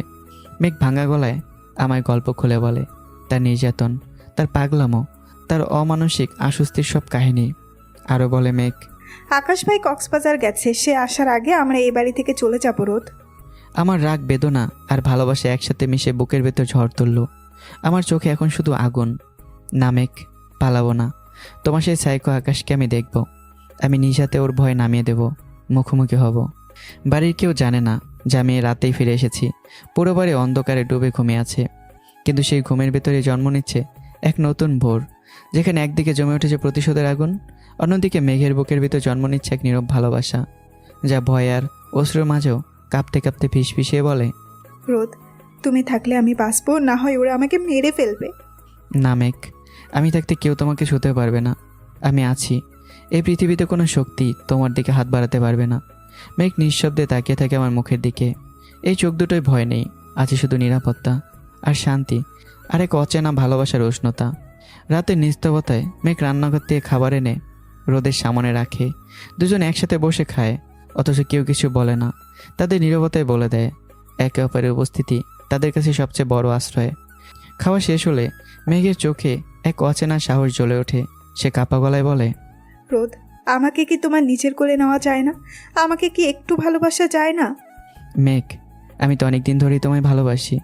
তোমায় একটু ছুঁয়ে দেখা, একটু আদর করা, এই চাওয়াটুকু আমারও ছিল। শুধু তোমার মুখের কথার অপেক্ষায় ছিলাম। মেঘের চোখে জল এসে যায়। সে ধীরে ধীরে আমার বুকে মুখ লুকিয়ে নেয়, যেন সারা পৃথিবীর ভয়, যন্ত্রণা, অপমান সব গলে যায় সেই বুকের ভেতর। আমি ওকে জড়িয়ে ধরি, কপালে আলতো করে স্পর্শ করি। সেই মুহূর্তে সময় যেন থমকে যায়। কোনো ভয় নেই, নেই কোনো নিষেধ, নেই কোনো দূরত্ব। আছে শুধু ভালোবাসা, পবিত্র, গভীর আর নিঃস্বার্থ ভালোবাসা। মেঘ মনে মনে ফিসফিস করে বলে, এই পৃথিবীতে আমায় সত্যিকারে যদি কেউ আপন ভেবে ভালোবাসে, সে তুমি রোদ। আর আমি চোখ বন্ধ করে মেঘকে আরও কাছে টেনে নিয়ে মনে মনে প্রতিজ্ঞা করি, এই জীবনটা শুধু তোমার জন্যই মেঘ। তোমার অশ্রু, তোমার ভয়, তোমার হাসি, সব কিছু আমি আগলে রাখবো যতদিন নিঃশ্বাস আছে। রাতের নরম আলো জানালার ফাঁক গলে এসে মেঘের মুখে পড়ে। বাতাসে বাসে কোনো এক অজানা প্রশান্তি, যেন ঝড় শেষে নেমে এসেছে শান্ত নিস্তবতা। আমি পাশে শুয়ে ঘুমিয়ে তলিয়ে গেছি, সেই মুখে নিশ্চিন্ত, পরিতৃপ্ত হাসি। মেঘ ধীরে ধীরে চোখ বন্ধ করে, বুকের ভিতর হাত রাখে, মনে মনে ফিসফিস করে বলে, মিস্টার সাইকো আকাশ, আমি আমার কথা রেখেছি। আমার শরীরের প্রথম স্পর্শ, আমার প্রথম অধিকার, সব কিছু আমি আমার স্বামী রোদের হাতে সঁপে দিয়েছি। তুমি যেভাবে আমাকে ভাঙতে চেয়েছিলে, আমি সেভাবে নিজেকে গড়ে তুলেছি। আজ আমি কারো ভয় পাই না, কারণ আমি জানি আমার ভালোবাসা, আমার সম্মান, আমার আশ্রয় এখন রোদের নামেই বাঁধা। তার চোখের কোণে গড়িয়ে পড়ে অশ্রু, কিন্তু সেই অশ্রুতে নেই আর যন্ত্রণা, আছে মুক্তি, আছে এক নারীর জয়। ভোরের আলো তখনও পুরোপুরি ফোটেনি, বাড়ির সবাই এখনও ঘুমে অচেতন, কিন্তু রান্নাঘরের কোণে নরম আলো জ্বালিয়ে মেঘ ব্যস্ত হয়ে পড়েছে। আমি এখনও ঘুমিয়ে, মুখে শান্তি, যেন বহুদিন পর নিরাপদ আশ্রয় পাচ্ছি। মেঘ নিজের হাতে আমার জন্য নাস্তা বানাচ্ছে, ভালোবাসার নরম হাসি মুখে ফুটে আছে। ঠিক তখনই ছায়ার মতো নেমে আসে নিহার বৃষ্টি। দুজনের চোখে ঘৃণা, ঠোঁটে বিষ। বৃষ্টি তীক্ষ্ণ স্বরে বলে, সকালে সকালে চুরি করছিস? হ্যাঁ, এই বাড়ির রান্নাঘরে ঢোকার সাহস তোর হলো কেমন করে? মেঘ কিছু বলতে যায়, কিন্তু এর মধ্যেই বৃষ্টি ঝাঁপিয়ে পড়ে তার চুল ধরে টেনে ফেলে দেয়। নিয়া তখন পাষাণ মুখে বলে, তোর এই মিথ্যে মুখটা আজ আমি ঠিক করে দেব। তারপর থাপ্পড়ের পর থাপ্পড়।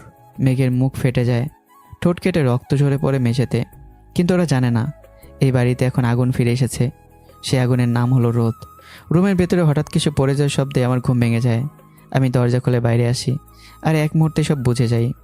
আমার চোখে আগুন, শরীরে ঝড়। এক ঝটকায় ছুটে গিয়ে বৃষ্টির কবজি চেপে ধরি। তোদের এত বড় সাহস আমার স্ত্রীর গায়ে হাত তোলার! তারপর এক ঝড়ো থাপ্পড়। বৃষ্টি ছিটকে যায় একপাশে। নিয়ে কিছু বলার আগেই আমার দ্বিতীয় থাপ্পড় তার মুখে গিয়ে পড়ে। পুরো বাড়ি কেঁপে ওঠে সে আঘাতে। শোনো, মেঘ এখন আমার স্ত্রী। যে হাত তার গায়ে পড়বে তার হাত আমি নিজের হাতে ভেঙে দেব। আমার চোখে তখন আগুনের ফুলকি, আর মেঘ তাকিয়ে আছে বিস্ফোরিত চোখে, যেন ঠিক সেই মুহূর্তে সে দেখছে তার জীবনের প্রথম মানুষ যে শুধু ভালোবাসে না, তার জন্য যুদ্ধ করতেও জানে। আমার গর্জনে পুরো বাড়িটা এক মুহূর্তে জাগিয়ে তোলে। ঘুমে থাকা সবাই চোখ মুছে উঠে দাঁড়ায়। যে নিস্তব্ধ ঘুম ছিল তা ছিঁড়ে পড়ে এক অদ্ভুত উত্তেজনায়। বাতাস যেন এক সাইরেন বাজিয়ে দিল। সবাই একসাথে জড়ো হয়ে এলো। বৃষ্টি দৌড়ে তার বাবা মার কাছে যায়, কণ্ঠে নরম ক্ষোভ আর কাঁপনে লেখা এক জিজ্ঞাসা। বাবা মা, এই ছোট লোকটা আমাকে মেরেছে। বৃষ্টির মায়ের চোখে রেগে ওঠা এক মুহূর্ত, কিন্তু তীক্ষ্ণ কণ্ঠে উত্তর চলে আসে ঠোঁট থেকে বিস্ফোরিতর মতো। এই ছোট লোকের বাচ্চা, তো সাহস কি করে হয় আমার মেয়েকে মারার? এই কথার মাঝে নিহার মা চুপচাপ দাঁড়িয়ে থাকে। তার চেহারায় এক অদ্ভুত আশ্চর্য। সে বুঝে গিয়েছে যে আমি কি আগুন। বৃষ্টির মায়ের রোষের শব্দের পরে আমার মাথা যেন ঠিক থাকে না। রাগে গলা স্বর কাঁপে, মুখে আগুন। আমি উত্তর দেই অচেনা দৃঢ়তায়। কাকে ছোট লোক বলছেন? ছোট লোক তা আপনারা। একটা নিরীহ এতিম মেয়ের ওপর এমন অমানবিক নির্যাতন করছেন দিনের পর দিন। আপনার মেয়ের গায়ে হাত দিয়েছি। সে যদি পুরুষ হতো তাহলে তার শরীর থেকে হাত আমি আলাদা করে ফেলতাম। এই কথাগুলো ঘরের মধ্যে যেন ধাক্কা খায়। শব্দগুলো ঘরে ঘরে রিভাইট করে। বৃষ্টির মায়ের মাথা গরম হয়ে যায়। সে ফুঁসে ওঠে। তুই আমার ছেলে আকাশকে চিনিস না? সে যদি জানি তুই তার বোনকে মেরেছিস, তার মাকে ছোট বলেছিস, তাহলে আমাদের সাথে উচ্চস্বরে কথা বলছিস। তাহলে কি? হ্যাঁ, ওই সাইকো আকাশকে বলে দেবেন সে যদি আমার মেঘের দিকে চোখ তুলে তাকায় তাহলে আমিও চোখ তুলে নেব। তাকে বলে দেবেন আমার সাথে ভুলেও পাঙ্গা না নিতে, না হলে আপনার বুক খালি করতে আমি দ্বিতীয়বারও চিন্তা করব না। ঘরের মধ্যে হাহাকার, কেবল নীরবতা। সেই নীরবতার ভেতর কাঁপছে সবাই। আরমান খান, আসলাম খান যান জুলুসে দাঁড়িয়ে কষ্টের মতো চক্ষু সাদা করে। কারো মুখে কোনো শব্দ নেই। আমার এই গর্জনে আরমান খান, আসলাম খান সকলে স্তব্ধ হয়ে রইল। পুরো বাড়ি হঠাৎ এক চিরস্থায়ী নীরবতায় ঢাকা পড়ল। কারো মুখের কোনো শব্দ কাজ করলো না। এমন এক্ষণে বাড়ির দেয়ালগুলো যেন শুনতে পেল একটি ক্ষুদিত আর্জি ভরা প্রতিশ্রুতি দেওয়া হলো। এক বিধ্বংসী সুনামি তৈরি হলো, যাকে কেউ থামাতে পারবে কি না তা ভবিষ্যৎ বলতে পারবে। নিহা আর রিনা খানের চোখ দুটো গোল, বিস্ময়ের চেয়ে বেশি ভয়ের মিশ্র আশঙ্কা। নিহা আর রিনা খানের চোখ দুটো গোল, বিস্ময়ের চেয়ে বেশি ভয়ের মিশ্র আকাঙ্ক্ষা। তারা ততক্ষণে বুঝে গেছে যা তারা ভেবেছিল তা নয়। রোদ আসলে রোদই। ঘরের বায়ু হঠাৎ ভারী, প্রত্যেক নিঃশ্বাস যেন যুদ্ধের ঢেউ। এখন রয়ে গেল শুধু একটাই, আমার আর আকাশের মুখোমুখি সংঘাত। কে হবে বিজয়ী, কে পরাজিত হবে? ঘুমভাঙ্গা খান পরিবার তাও জানে না। মেঘ আমার দিকে তাকিয়ে আছে। তার মনে অচেনা এক শান্তি আর ভরসায় ভরে ওঠে। তো বন্ধুরা, এরপর কি হতে পারে, কি হতে চলেছে? অবশ্যই ইন্টারেস্টিং কিছু হবে। আর এটা জানতে হলে এর পরের পর্বের জন্য অবশ্যই অপেক্ষা করতে হবে। আর হ্যাঁ, গল্পটা কেমন হচ্ছে অবশ্যই কমেন্ট করে জানাতে হবে। তা না হলে কিন্তু আগ্রহ মরে যায় আমাদের। তো অবশ্যই কমেন্ট করে জানাবেন, আর ভিডিওতে একটা লাইক দেবেন। আর হ্যাঁ, চ্যানেলটা সাবস্ক্রাইব করবেন। আল্লাহ হাফেজ।